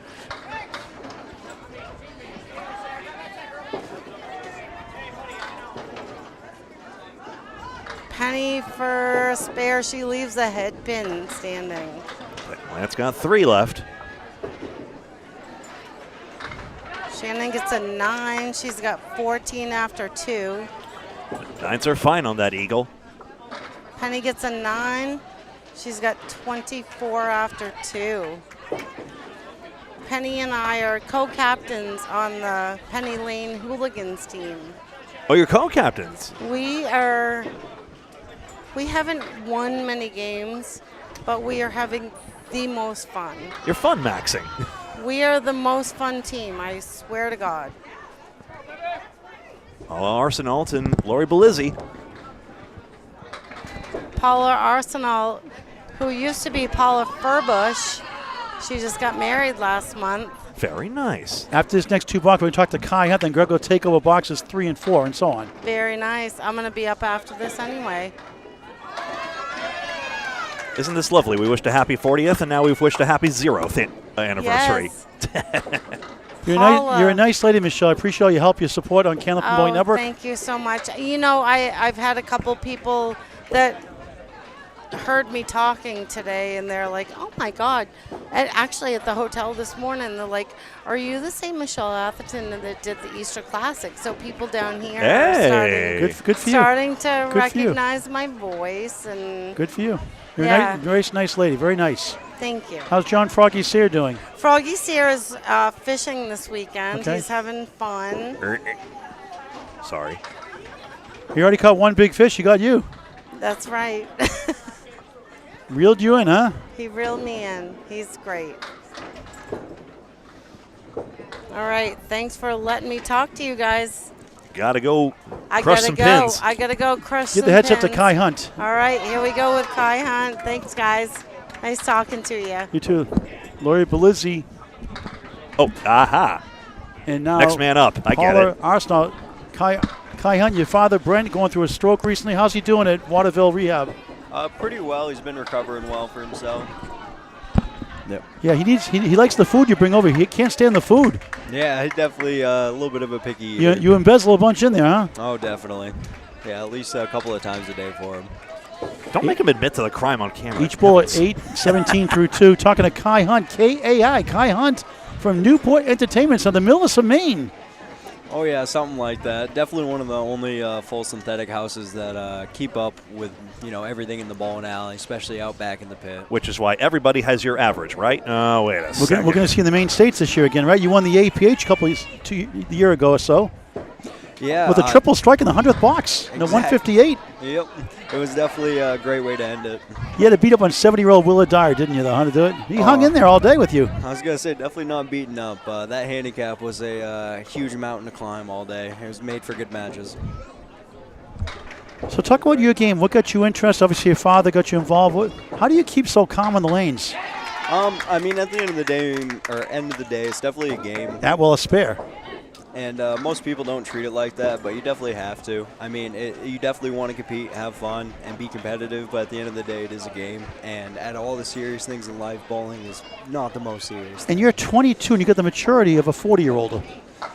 I guess so. Some people definitely say that. I mean, I just, old soul, being around my father, I guess, has been a good thing. Yeah. He's keeping track of all your records now. You got to keep up now for me, okay? Oh, yeah, definitely going to become a record So keeper you've got someday. 3, if I'm not mistaken now, you have, when I first covered you had like 12 or 14 strings, 170 higher. Now it's 36 you have or so? Probably. I know my father's kept good track. 36 strings, 170 or more. That's amazing. And I'm glad it's not all been at Newport either. I know. And get your name out there in the pro circuit, bowling the mixed worlds and the worlds too, right? Again? Yep. Oh, yeah. What team are you bowling for this year? In the men's worlds, it'll be Drywall Concepts again. Okay, that's a good team. They're always up there in the running. Oh, yeah. I've been bowling with that team even before when it was a different team. And I gave Regan. You never corrected me, by the way. I kept Regan. You never corrected me, by the way. This is your fault. So Regan, I gave her $25 to give to you. So make sure you give it for your team. Oh, most definitely. I promised you I'd help you out. How's Regan doing today? She had a pretty good string earlier. Yeah, she been bowling pretty well after that string. She had a 129, then a 122 to follow, and then now we're going to see what happens Are you trying next. to get her to be like you in the lanes, calm, cool, and collected? Not at all. It's not her personality. Everyone's got a little different on the lane, and it's good to see how she bowls. Quick update. We're talking to Kian. Quick update from Greg Gouillart. The ankle bowlers approach for the first time here in match 12 of 12 today. Well, as your Regan steps up on the lanes, Erica Boudry opposite. Allie Idwell had that 27 visit just now, so that's a great resurgence for Western Mass Sass against Penny Lane Hooligans. Again, hello. Hey, how about some play-by-play? Go Not try it me, out. not Try it me. out. Try it out. Not for me. Definitely like watching the bowling, but Not a head pin. It fell from behind. 4 pins taken out. Okay, so we'll note that gray brick. You folks can see the head pin hits running down the center column there. Where they'll light up yellow when it's a head pin hit and red if it's a split. Yep. I see. It hit off the side wood. I know your father's really proud of you. He talks about you all the time, and I always tell him how great of a kid you are and how classy you are on and off the lanes. We need more bowlers like you.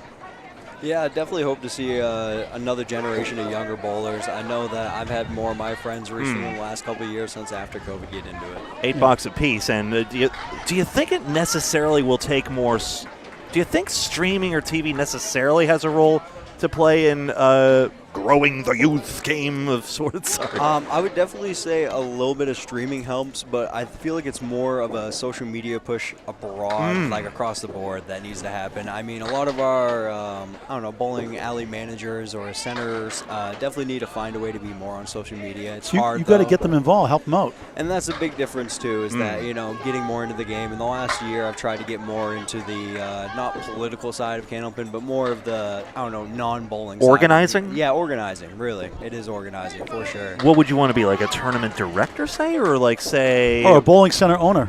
I'd definitely love to own a center if I could in, my future, but it's definitely harder in today's, financial market and how things are. Oh, sure.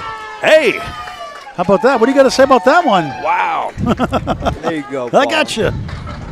Regan, 18 in the ball. Erica Boudry, a 10, 18 through 2. Thanks, Kian, for stopping Yeah. by. Yeah, Prayers thank for your you. father for a speedy recovery. Yeah, have a great day. That was All a right. very good 10 by Boudry, by the way, but I'll take that. Don't worry about that. But there's McNally getting that to go, and everything is just going haywire. Just a And moment Greg here. has the Yep. play-by-play and the update here. Sorry, everything went crazy just then, but I go crazy. yeah. All right.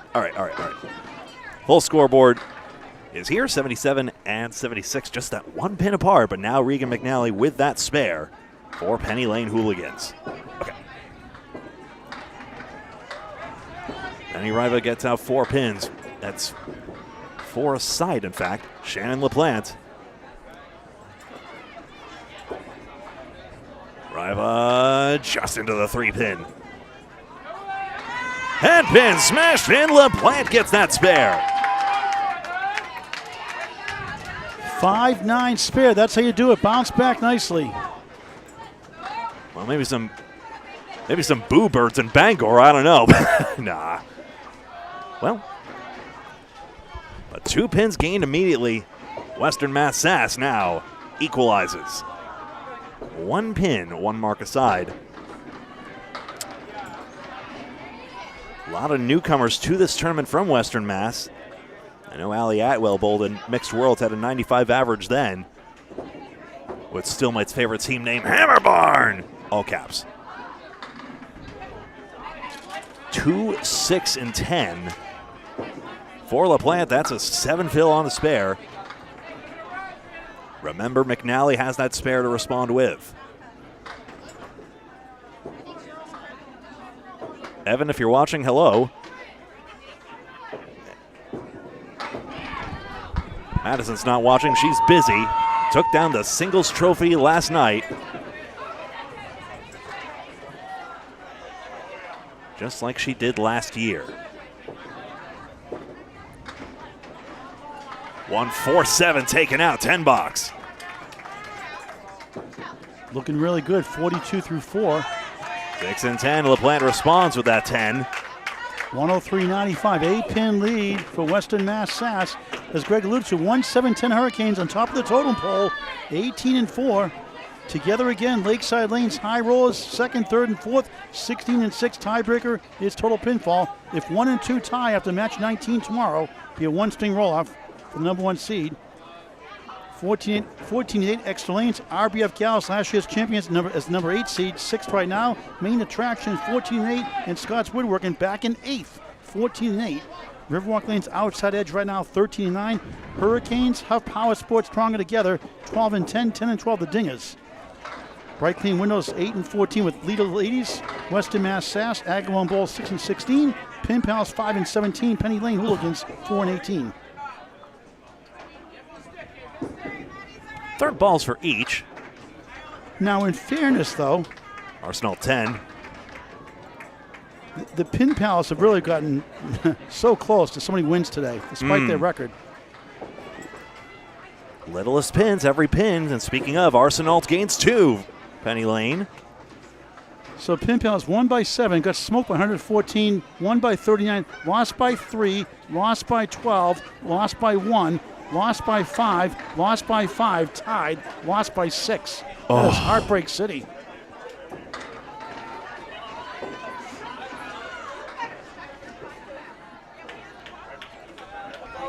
Arsenal in box 4. Gets her head pin. Will you please 10 pin? 4-10. Not biased for any team, just against the pins. Diamond right side. Blizzy had that and a 10 pin to shoot at last time.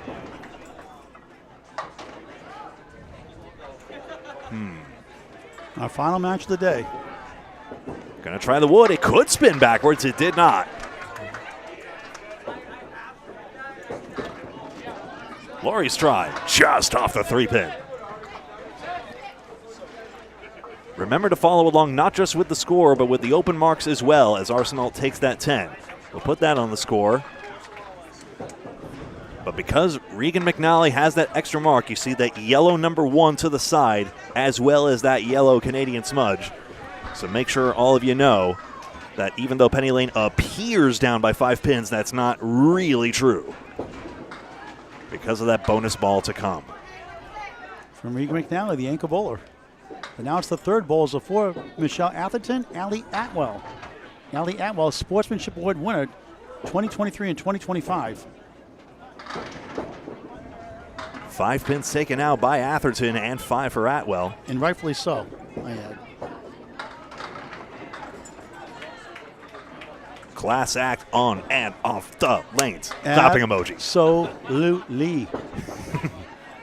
Atherton close. Oh, no. Backpin? Seriously? Okay. Just a great sport for NEH. Candlepin Bowling is unbelievable. Never too late to pick up Candlepin Bowling. Join the Fall League coming up soon in September. Your local bowling center. Including your Boutwell's Bowling Center in Concord, New Hampshire. Great owner, the Dellis family. 24 lane. What a job they've done here.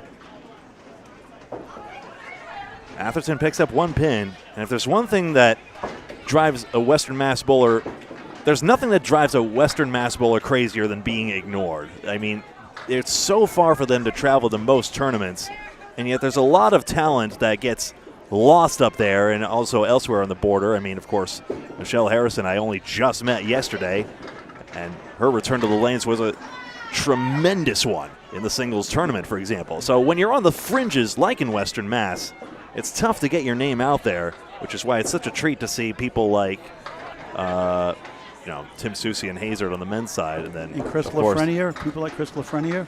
And then, of course, Ryan Drago. And then, of course, a lot of these ladies on this very Western Mass team. And how about the Atlantic Candlepin Singles Tour now going to Western Mass for the first time this September? September 3rd, new season starts. Great job by Danny Finn. What is on a play? Remind me, Erica Boudry made it to ICBA, right? I think it was. I'm trying to remember.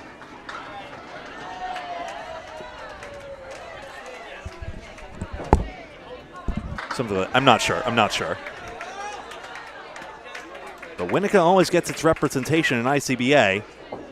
Oh, God, he's going to ask. Deadwood had to be removed on Atwell's side. That was the delay. Michelle has 2 pins left to turn another 8 into another 10. Atwell, no 10. Denied on the split. Yes, okay, I was right on that.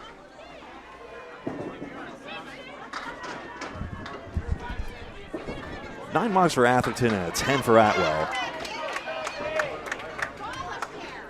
So 5 pins the advantage, and that minus that McNally mark, which is coming on up now. There you see that spare on the right side. Erica Boudry, owner of EA Financial Solutions, a sponsor of this event. Go to www.eafinancialsolutions.com to learn more. Helping people navigate healthcare options in retirement.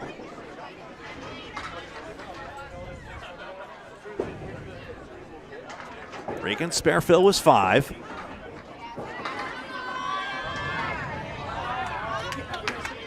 Boudry too full on this object somehow, or got a funny deflection. It makes it tied right now. Basically. No marks on the board right now. So now these pins to determine the lead. Oh, it's 10, in fact. And that's the lead, I believe, by 1, right? Yes, it is. That extra 5 pin gives Western Mass a temporary advantage. And this is why I tell the bowlers, pin leads to win, win, win. It's a spares game, but 9s and 10s play a major factor in your scoring. And how many matches you see lose by 1, 2, or 3? You can just ask Pin Pals earlier. You pin carelessly at your own risk. 1, 2, and 8 for McNally. Great to hear from Kai earlier. 46-year-old Erica Boudry. Boudry liked it down the lane. We like what results. 5 pin. The queen. If there's a king, there's a queen. And off the wall, yes, push that 8 down. Regan McNally, 2 marks and 4.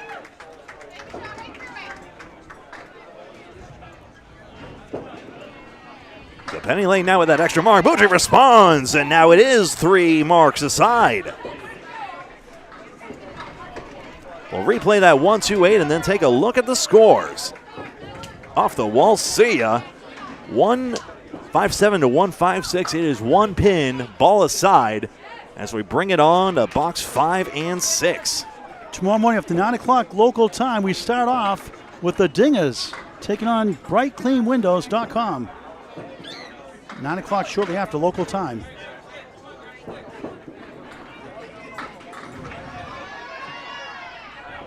Riva leaves that 5 and 9. Check mark and 7 for Shannon LaPlante. Second match, we have Power Sports and Pin Pals.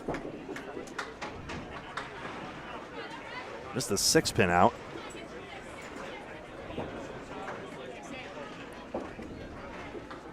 I don't think we've done the bio reads on these folks just yet, have we? Or some, we've done it some. Yep. In the third match, our main attraction against Lakeside Lanes. Ooh.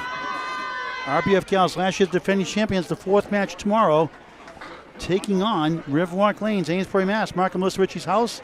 The 5th of 6 matches tomorrow will feature High Rollers, number 1. Penny couldn't grow the lead, but it's now tied. Against Extra Lanes. The last match, we may move around depending, because the High Rollers are in the last match on lanes 3 and 4 tomorrow. So we could switch to 3 and 4. It might be a roving string. We'll see. I'm open to that. We'll see. Otherwise, be Scott's woodworking taking on potentially Agawam Bowl. That 10-pin won't budge. So the 4 and 8 for Penny Riva. LaPlante just 4 out. But in all fairness, high rollers would have probably an easier path against Pin Pals. The other potential match in the last match of the day, potentially Huff Power Sports taking on Extra Lanes. That may be a roving match, last match tomorrow. Then the 8 teams make the playoffs bracket style.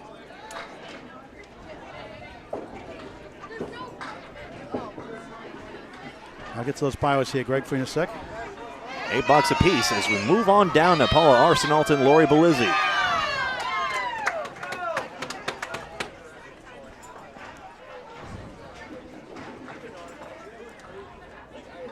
All a late addition here. By the way, Regan McNally had a 104 average last tournament. Penny averaged 84 and Michelle Atherton 91.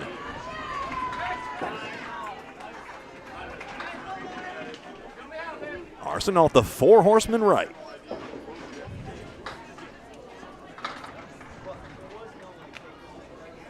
Great crowd watching here. This is Candlepin Bowling Network on Facebook and YouTube. 3-6-10. It's a close one. It's tied coming to this box. Anchor balls each on spares. The only marks on the board right now. The 2 and the 5 taken out for a 9 box. 43 at the half. Extra pin for Paula. 47.5 gives them a 1-pin lead. 182, 181. Over 2,100 videos, over 4,820 subscribers. Help us get to 5,000 quickly. Candlepin Bowling Network on YouTube. Please tell your friends, tell your family, tell your relatives to watch my friends and family on YouTube forever. Candlepin Bowling Network in high definition. Belizzi get over 7. 4-10. Meanwhile, Arsenault laps her and gets the 6-10. Not that that actually matters. Lori, 42 years young, from Warren, Massachusetts, and Western Mass, originally from Jaffrey, New Hampshire. 96 league bowler, peak average for a season, 99. High single, 137. High triple, 374. 34 years of Candlepin bowling in the ocean there. Out of Canal Lanes in Southampton, Mass. Her father also bowled. In the canal? Sorry, it was right there. And met Justin Lappin, he's bowling also. Justin Lappin's a real good guy. They filmed a wonderful music video, and I'm trying to figure out how I can easily link it to you folks, but in Canal Lanes, they filmed a music video. It almost looked like something out of Thriller. It was fantastically choreographed. Can you do the moonwalk, Greg? No. Well, not convincingly, anyway. Yeah, Justin Lappin is a real good guy. I have some homework to do. I got to get you guys that video because it was so good. It was out of Canal Lanes, or maybe someone can help me with the link to it. Last year, the number 2 finisher in the Ice Bay Championship match, Allie Atwell in the 3rd spot. 4-4-4, 44 through 4. Michelle Atherton on 5, 35 through 4. Greg. 4 taken out on both sides. Mirror image. The headpin drought stacking up there. Allie, headpin this way and that, and 8-pin's forgotten about. Your best year, 105 average out of Adams, Massachusetts and Western Mass. 31 years young with a 153 high single, up 7 from last year. High triple, 377, a high 5 last year from 555 up to 593 out of Turn Hall Lanes in Adams, Mass, in French King, Bowlington, and Irving, Mass. Home of Ralph and Eric Sem. 27 years of Candlepin bowling. Oh, goodness. Plank doesn't take, so Atwell gains 3 pins on that. And Allie's a 4th-generation bowler in her family. And you'll appreciate this, Greg. She loves video games.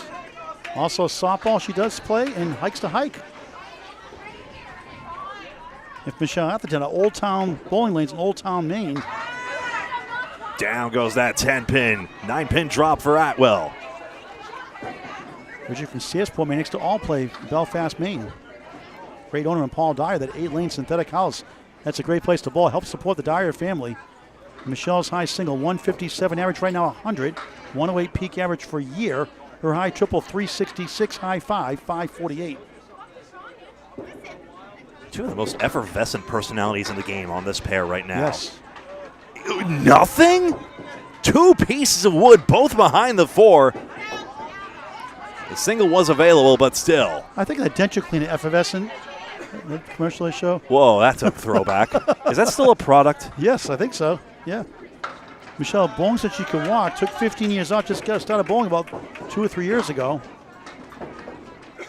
We'll score that a 9. Won the Women's State Singles Tournament shortly after 15 years off.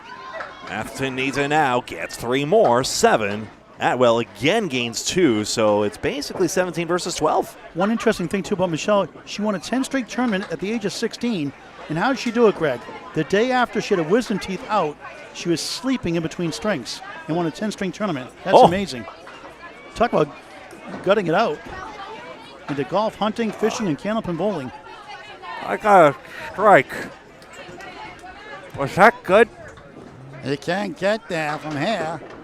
Erica Boudry drops 1 on the spare, I'm afraid. East Hampton, Mass. Richie Southampton, Mass. 97 average, 104 peak season average, high 164 high single, high triple, 378, throwing a high 5 of 567. Also out of Canal Lane, Southampton, Mass. Grandfather of bowler also. McNally, a big chance here to grow the lead. Left out of the hit. Oh, he got the wood and collects. Just the way she designed it. Thank you. 3 mark half. As Greg would say, excuse me, spare. Oh, I need to bring that back. Excuse me. Was that a lemon drop? Oh, that wasn't a lemon drop. No, right? no, no. Ah, darn. Well, 2 problems. First of all, it was the 10 pin. The lemon drop is on the 4 or 6 pin. And secondly, Erica and Boutry sponsored the Ladies International. She should be exempt. I know. And she got a 4 after that. It's tough. 43 half. And look at Regan, not Reagan, Paul. Regan McNally. 60 half, 2 in a row, 3 out of 4. I mean, Deb Regan, the mnemonic is right there. Oh, down they go. 4 pins down, strike. A fist pump, she just doesn't show any emotion. Look at that one. Nothing. Illegal block in the back. Nothing a strike can't repair. It doesn't rhyme. Oh, well.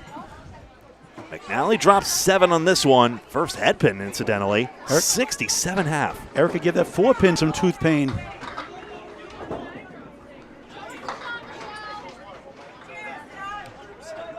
7 fill for Regan, 67, excellent half. I was going to make some 230 joke, but I couldn't get it to land. I don't know. It'd be more than Jenny Rose 210. That's there fair, we go. That's fair enough.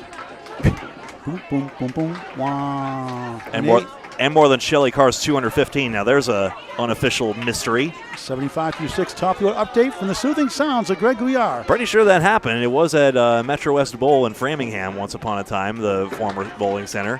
Atherton got a 6 box in that middle box, so that's where the scores actually lie. 238 to 221, 17 pins, minus a strike for Erica Boudry. Here we go, box 7 and 8. Here is Penny River out of Penny Lane. Bar and Grill out of Bangor Brewer Lanes. Next part of Bangor Brewer Lanes in Brewer, Maine. Of course, my first one in my stat, I put Bangor, Maine. It's Brewer, Maine, technically. Bordering town. And Bangor. Yeah, Bangor, not Bangor. I mean, I'm sure the lanes are a banger, but it's in Bangor. Bangor, Maine. What a try. And Get over! Mixed and matched at spare. Smile on her face. Spare 5 in the first, spare in the 7th. 68 in the ball through 7, trying to go over par. LaPlante with a good second ball to try and get some pins here. From Chicopee, Mass. Western Mass, 40 years young and 8. 64 through 7 on Canopy Bowling Network. Your home for all things Canopy Bowling. Home of the ISBA Championship Saturday, October 18th, the Big 20 at Scarborough, Maine. Likely a noontime start, not officially announced yet. Shannon's average 98, peak average for a whole season 103, high single 143, high triple 370, high 580 out of Canal Lane, Southampton, Mass. 3.5 decades at Canopy Bowling. Her father ran a league once upon a time. Strike bid 9. Leaves up to 2. Guarded by some Knights. And not Knights in white satin like the Moody Blues. Knights in white satin. Never reaching the end. What a shot! Oh, that's better than that. 7 to 9. LaPlante got it. Spare. Scorpion tail. 74 in a ball through 8. Good battle. Last match of the day. 7 more tomorrow before the 18 playoff. Bracket style. Last year, the top 4 got knocked out. The AC won it all. RBF gals. What a trot that was for 9. Spare 4, 72 through 7, 9, 81 through 8. A spare for Shannon LaPlante, 74 through 8. Let's get a medium update from Greg Gouillart. Medium indeed. I was busy watching my replay. Anyway, sorry. Were you all? 261, 239, minus 2 marks for Western Mass. Again, 22 pins. Penny Lane has the advantage, but not by that much. Try to get their second outright win, plus the one from the automatic 2 points for the bye. It's 2 points for a win, 1 for a tie. Would it be fun if you tied a bye team? Wasn't there a rule at one time you had the bye team in the world so had to beat their average or something like that? Or Oh, brother. Well, that's the league how it worked at Ryan's Mills, for example, and many other leagues. But I think it was considered too insulting to have to bowl a dummy score. Or we could just get the 20th team next year. I'm sure we can at this rate. spread eagle for Paula Arsenault, formerly Paula Furbish. Nice lady. That's a piece of wood, interestingly. Out of Brewer, Maine. Slides down 3. Did her job. 4-7-6 right for Lori Belezzi. Can she pull it off? Great effort. Here comes the wood. Rolling to the 6th. Hits it. Not enough on it. Couldn't find electric charging station. None available. Well, Paula a 7. 64 through 7. Belezzi nails it for a 10. 61 through 7. Justin Lapinese approves. 3-pin pickup. Why not? Hey, Justin, you want to talk? Okay.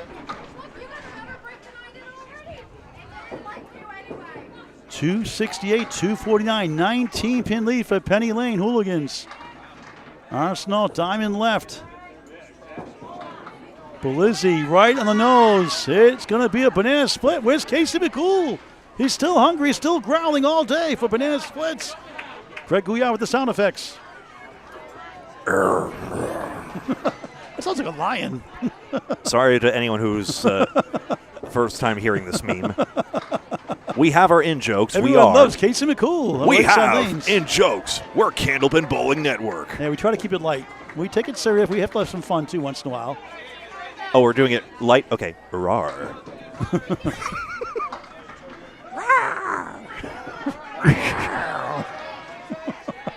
Oh, we need some sleep. That sounds like Wildcat by Rat-a-tat. But anyway. A 10 for Paula, 74 through 8. Great pinning. That's without a mark. Could gain. I'm not sure Belizzi's wood covers. 4 10s in the string. Lori Belizzi a 9, 70 through 8 on Candlepin Bowling Network. Yeah, see, it didn't really cover. 278, 258, right? 20 pins? The ball deflected. It is a 20. I show 20 pins on the dot. Yeah, 278 to 258. 1 spare, 1 strike for the team down by 20. The computer writes the zeros with a little diagonal thing, and those of you in duckpin land know the CompuScores scores as well. I don't know, man. Third ball is for Allie Atwell on the left. On the right, Michelle Atherton. Smooth ball, but on the 3-9. 48 through 6 coming in. Allie 61 and a spare 7 in the first. There's a nice ball, and she pushes the 4 right, but it won't go. 3-6-10 the right. Can she cut it over? Michelle looking for a first mark. Won't get it here. 1-5-8-6 to the right. Unbelievable. Atwell pushes right, 3 right, 4 left. Here, beautiful Boutwell's Bowling Center in Concord, New Hampshire. What a job they do here. Sign up for a fall league next month. Or sooner. How do you take the head pin and nothing else, I wonder? 6th Michelle. On that 54 through 7. Atwell an 8. Gains 2 though. 69 through 7. Those pins are stacking up. Statistics in the match right now. 5 marks to 5 even, in fact. But some 4 extra pins for Penny Lane, but it's a close match. It's down to 18, about 15 with the average strike spare fill combination. Virtually a 3-pin lead for Penny Lane. Hooligans. Anthony crossing over, parallel time plus the 7. Atwell, meanwhile, look at this one. We've seen this a few times today. 5 middle, 8 left, 9 right. In your corner post, 7 and 10. But Wood in play. Can she ricochet it over somehow? Like many centers, this is Boutwell's. You got to be on your angles, or else if you don't hit your actual pocket, you risk not driving through the 5. Michelle's high single, 157. Both bowlers are, at least the very least, Atherton's having a conference here. Again, if I were the opponent, I'd be tempted to go in this situation. It's allowed. Originally born in Old Town, Maine. What a try. Nothing to show for it. Atwell too far left. She almost got it. 9-10. She's got the advantage here. Can cut it closer. Pinning leads to winning. Yes, absolutely a pinning advantage here. Michelle trying to get the short two. Goes for it. And got it to baby. Yes, barely. And Atwell gains 2 with a 10. Nipping away. 62 from Michelle through 8. Allie Atwell 79 through 8. After these 2 boxes, Greg wraps it up. Day 1 of 2. Important third balls for each. And a huge opportunity here for Regan McNally, but not on the mark. But Erica Booty's on a strike. Thin at 3, so actually Erica is the big opportunity, I should say. Trying to double it up. That's a good ball. It's 8, maybe 7.9. 7.5 officially, I think. 5 middle, 8 left, 10 right, on a strike. Regan, good second ball, 5 in the 7. No wood, no luck. For clarity, the official rulebook does not denote decimals for any pinfall. I know, I'm just kidding. Oh, what a try by Boudry. Big 9 in the strike. Huge sticks. 62 through 6. Regan, good pinning a 9. 84 through 7. Erica ball to go here. Got a question in chat to answer after this. Try to gain. And she knocks it down barely in slow motion. That was not instant replay. 10, 72 through 7. Greg. And again, gaining is Western Mass. Ed Sargent in chat asking what time do the matches start tomorrow? Great question. 9 a.m. Eastern, 10 a.m. Atlantic, 10:30 Newfoundland. It got you. I was going to say. That's the first ball for the 13th match of 19 tomorrow here at Boutwell's in Concord, New Hampshire. And those 7 matches and the playoffs are next. And that's going to be bracket style. 2-string final also. All 1-string playoff matches, 2-string final. And those are knockout unlike the elimination matches we had before. Last year, the quarterfinals, one of them went down to the last box, 2 pins, a 3. And spare. Knocks it down. Spare from McNally. 94 and a ball through 8. Oh, just missed the one. Boudry wanted that one. And Regan stops the bleeding with the 4th spare of the 12th match of the day. Exactly what you want out of an Erica anchor bowler. on for a 10, 82 through 8 on Candlepin Bowling Network. Greg Gouillart wraps it up after the update in a 7.7 second stage ID break. 311 to 305, 1 mark aside. Match statistics right now. 6 marks to 5 overall here. Pinning is within 1 actually, all told. So Western Mass really all that third balls were closing the gap. They do have more head pins as well, so maybe better chance of marks. That was a spare for a 7, Greg. Candlepin Bowling Network on Facebook and YouTube. LaPlante with the 7 fill. 81 through 8. That's a closer. Like just in front, tips somewhere. Well, thanks to the sticks, you never know. Does this wood actually cover for Penny Riva? Left out of the hand, and the wood doesn't rescue it. Wrong wood. She knows it, gets a laugh out of that one. Love her spirit. She knows, of course. LaPlante completes 10. Played hockey, baseball. Growing up. Oh. Actually, for hobby, she does that. She was a dancer and played track growing up, I should say. Surprising 8 box, 89 through 9. 7 box to go in day 1 of 2. 7 more tomorrow, plus the playoffs. Like I said, just like Greg said, 9 o'clock shortly after local time. Regan McNally has the extra mark. We'll see that soon. Penny Lane really has the advantage. LaPlante has the 1, 3, 5, 8, 9, and then the 1, 3, 6, and 9 as well, I do believe, for Riva. It's 3 right now, minus the ball, like Greg said. Regan McNally on the other side. Shannon just off the head pin. High singles 143.98, average 103 peak for a season. Penny spares! Got the 4 to go.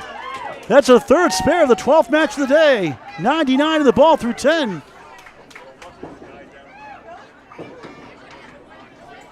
Nine box, LaPlante makes it to 100. Penny Riva, she will surpass it, surely. And now it's 2 spares to none for Penny Lane Hooligans. They win our first match today, our 12th and final match today. These pins for the lead. Riva gets him out on the 3 and the 5 pin. Goodness, the fill is 2. 101 string. Couldn't even saber the champagne bottle. It's tied 331, but Regan McNally for Penny Lane has the spare. If you don't know what I mean by sabering the champagne bottle, ask a bartender. Wink, wink, nudge, nudge. Paula Arsenal, 58 years young from Brewer, Maine, 94 league average, 97 career high, a grade high single of 174, high 5, 694, high triple 374. Did that when she tore a bicep in bowling in her arm. From Old Town, Maine, bowling lanes. I can't recall the last time I've seen someone take 3-5 out of a full rack. It's spare, but Lizzie gets that blank covering it. Arsenal gives. The wood was far less favorable for her in Western Mass Sass. And now it's a virtual tie. It is a physical tie, spare on each side. Basically equalizing. Paul to keep pace, an 8. Now it's a 2-pin lead for Western Mass Sass, who are down most of the way. Paul 82 through 9. Final 5 boxes. Greg continues to wrap it up. 2 pins, mark aside. Anything can still happen at this point. Lori cooks for 15 people every day. A sports mom and loves to read. Played softball and candlepin bowling growing up. Nice lady. 2 fill, of course. Yeah, half Worcester punch. So, time at, no, sorry, 4 pins. I got it. 4-pin lead minus a ball. 82 through 9. Arsenal needs some pins on these next 2.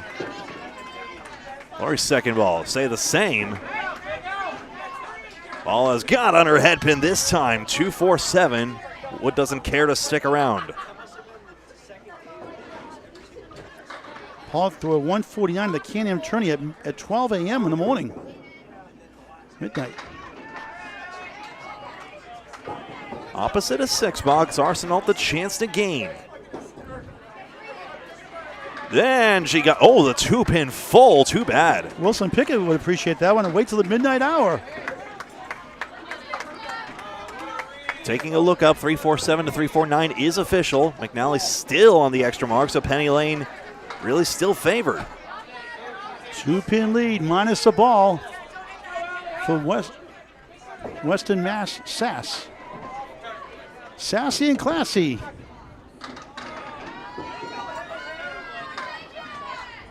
And a little bad, never mind.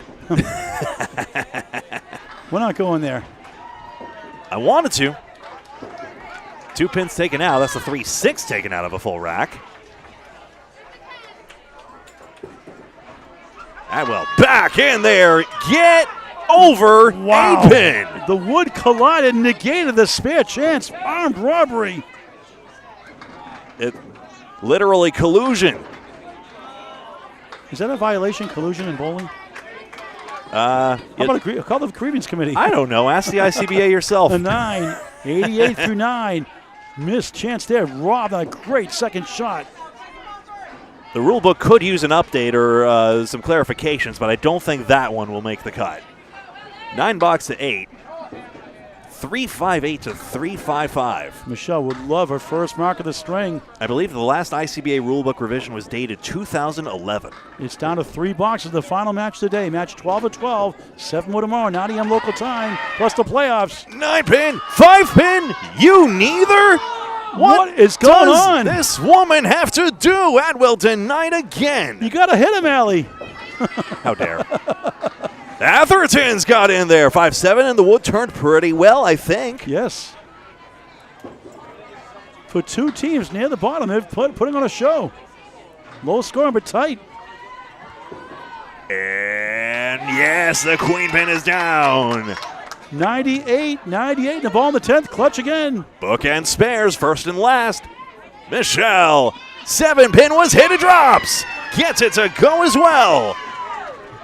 What a finish. 2 spares to 1 for the Penny Lane Hooligans. Can they hang on? They're down 3 right now. But the extra mark gives them the virtual lead. Yep, 3 pins. Pending this. Adwell, the fill is 10. Bombs away, baby. Strike on spare. Wow, 108. Ratherton, her spare fill is 4. Took out the dime. 3. 3, sorry, the kingpins, or queen pin, 83. So basically, Adwell gains a mark, and Western Mass Sass 10 minus a ball. Strike ties and give them the virtual lead. Here we go. Final 2 boxes. Paul Grant, Greg Gouillart live. We're at Boutwell's Bowling Center in Concord, New Hampshire. Great place to bowl. And for wedding venues, corporate events, birthday parties, and so much more, holiday parties and leagues. Contact Boutwell's Bowling Center, boutwellsbowl.com. I say this more for intrigue than any constructive feedback, but the only way for McNally to gain an advantage now is to strike immediately. There are still 2 boxes, a lot of room, so just bowl your game. One incredible string. 2 points for a win, 1 for a tie. Into the headpin Boudry. Erica's got the 5 and 10, the nickel and dime. McNally's fill, long awaited, and she gets 6. 100 through 8. It just kept on going. This would be something. Does the wood assist the angle? They're down 4. 2 full. Boudry 2 full. 1, 4, 7, 8. So a 4-pin lead for Western Mass Sass. Could gain on this pinning as well. That would probably force McNally more than likely, not necessarily to get a mark. 9 marks for Boudry. 91 through 9. 7, 107 through 9. 1 box to go. It's a 6-pin lead. More than likely, it's going to need a mark for Regan McNally. 387, 381. Western Mass Sass was down most of the way. They come back for the lead by a touchdown. Here we go. Greg wraps it up. Just looking here. Trying to see here, but it looks as though the pinning was within 1 actually here, but I'm confused. It's 6 right now. 387, 381. But the total is 6. That's Yes. for sure. That's for certain. Boudry, a mark, basically wins it here. This sleeve is dastardly, maybe with the wood. We'll see. Check mark left for McNally. That's gettable, especially when the wood nestles between the 4 and 7. Now Regan McNally must uncheck it to win. Boudry 4-7-10 would be a blockbuster, but it's not necessary. But she does not get it. It cut almost over the 10 spot. My goodness. McNally, a big chance now. She drops it on the line. No. And Western Mass Sass has won this game. What an incredible string. The ladies battle it out. Big shots down the stretch. That scores 10. Boudry 101. McNally a valiant 10. 117. Nice string, but not enough. 397, 391. Wow, wow, wow. Don't you just love Candlepin Bowling? 6 pins. We were promised some close matches, and again it delivers. 397 to 391. Pinning was within 1. I'm so curious how there seems to have been 1 fill that. Interesting. I'll have to calculate that, but I believe it was within 1 on the pinning and 5 extra bonus pins on the pinning. Either way, official final scores, 397 to 391, and that does it for today. But some announcements first. Tomorrow morning we start with the Dingas and brightcleanwindows.com. Our first match is 7 tomorrow before the playoffs. And yes, Nico, we'll send you those full standings. We'll make sure we don't leave here until we get the information you need to see. And Nico, we might float our last match, we may float over to either 7-8 or 3-4 with high rollers number 1 potentially. Bowling the last match, we may cover them to see if they clinch, potentially. We do flex scheduling as well. Why not? Yeah, in the last match only. Probably. We want to be fair to the teams as well, but I think we'll get the chance to cover everyone one way or yes, another. We will. Good. Yeah. All right, so 397 to 391. See you tomorrow as early as 9 a.m. Eastern, 10 a.m. Atlantic, 10:30 Newfoundland. And we will see you right here on Facebook and YouTube, Candlepin Bowling Network. My name is Greg Gouillart on behalf of Paul Grant. Thank you very much for watching this presentation of the Ladies Internationals here at Boutwell's Bowling Center, Concord, New Hampshire. And until next time, so long.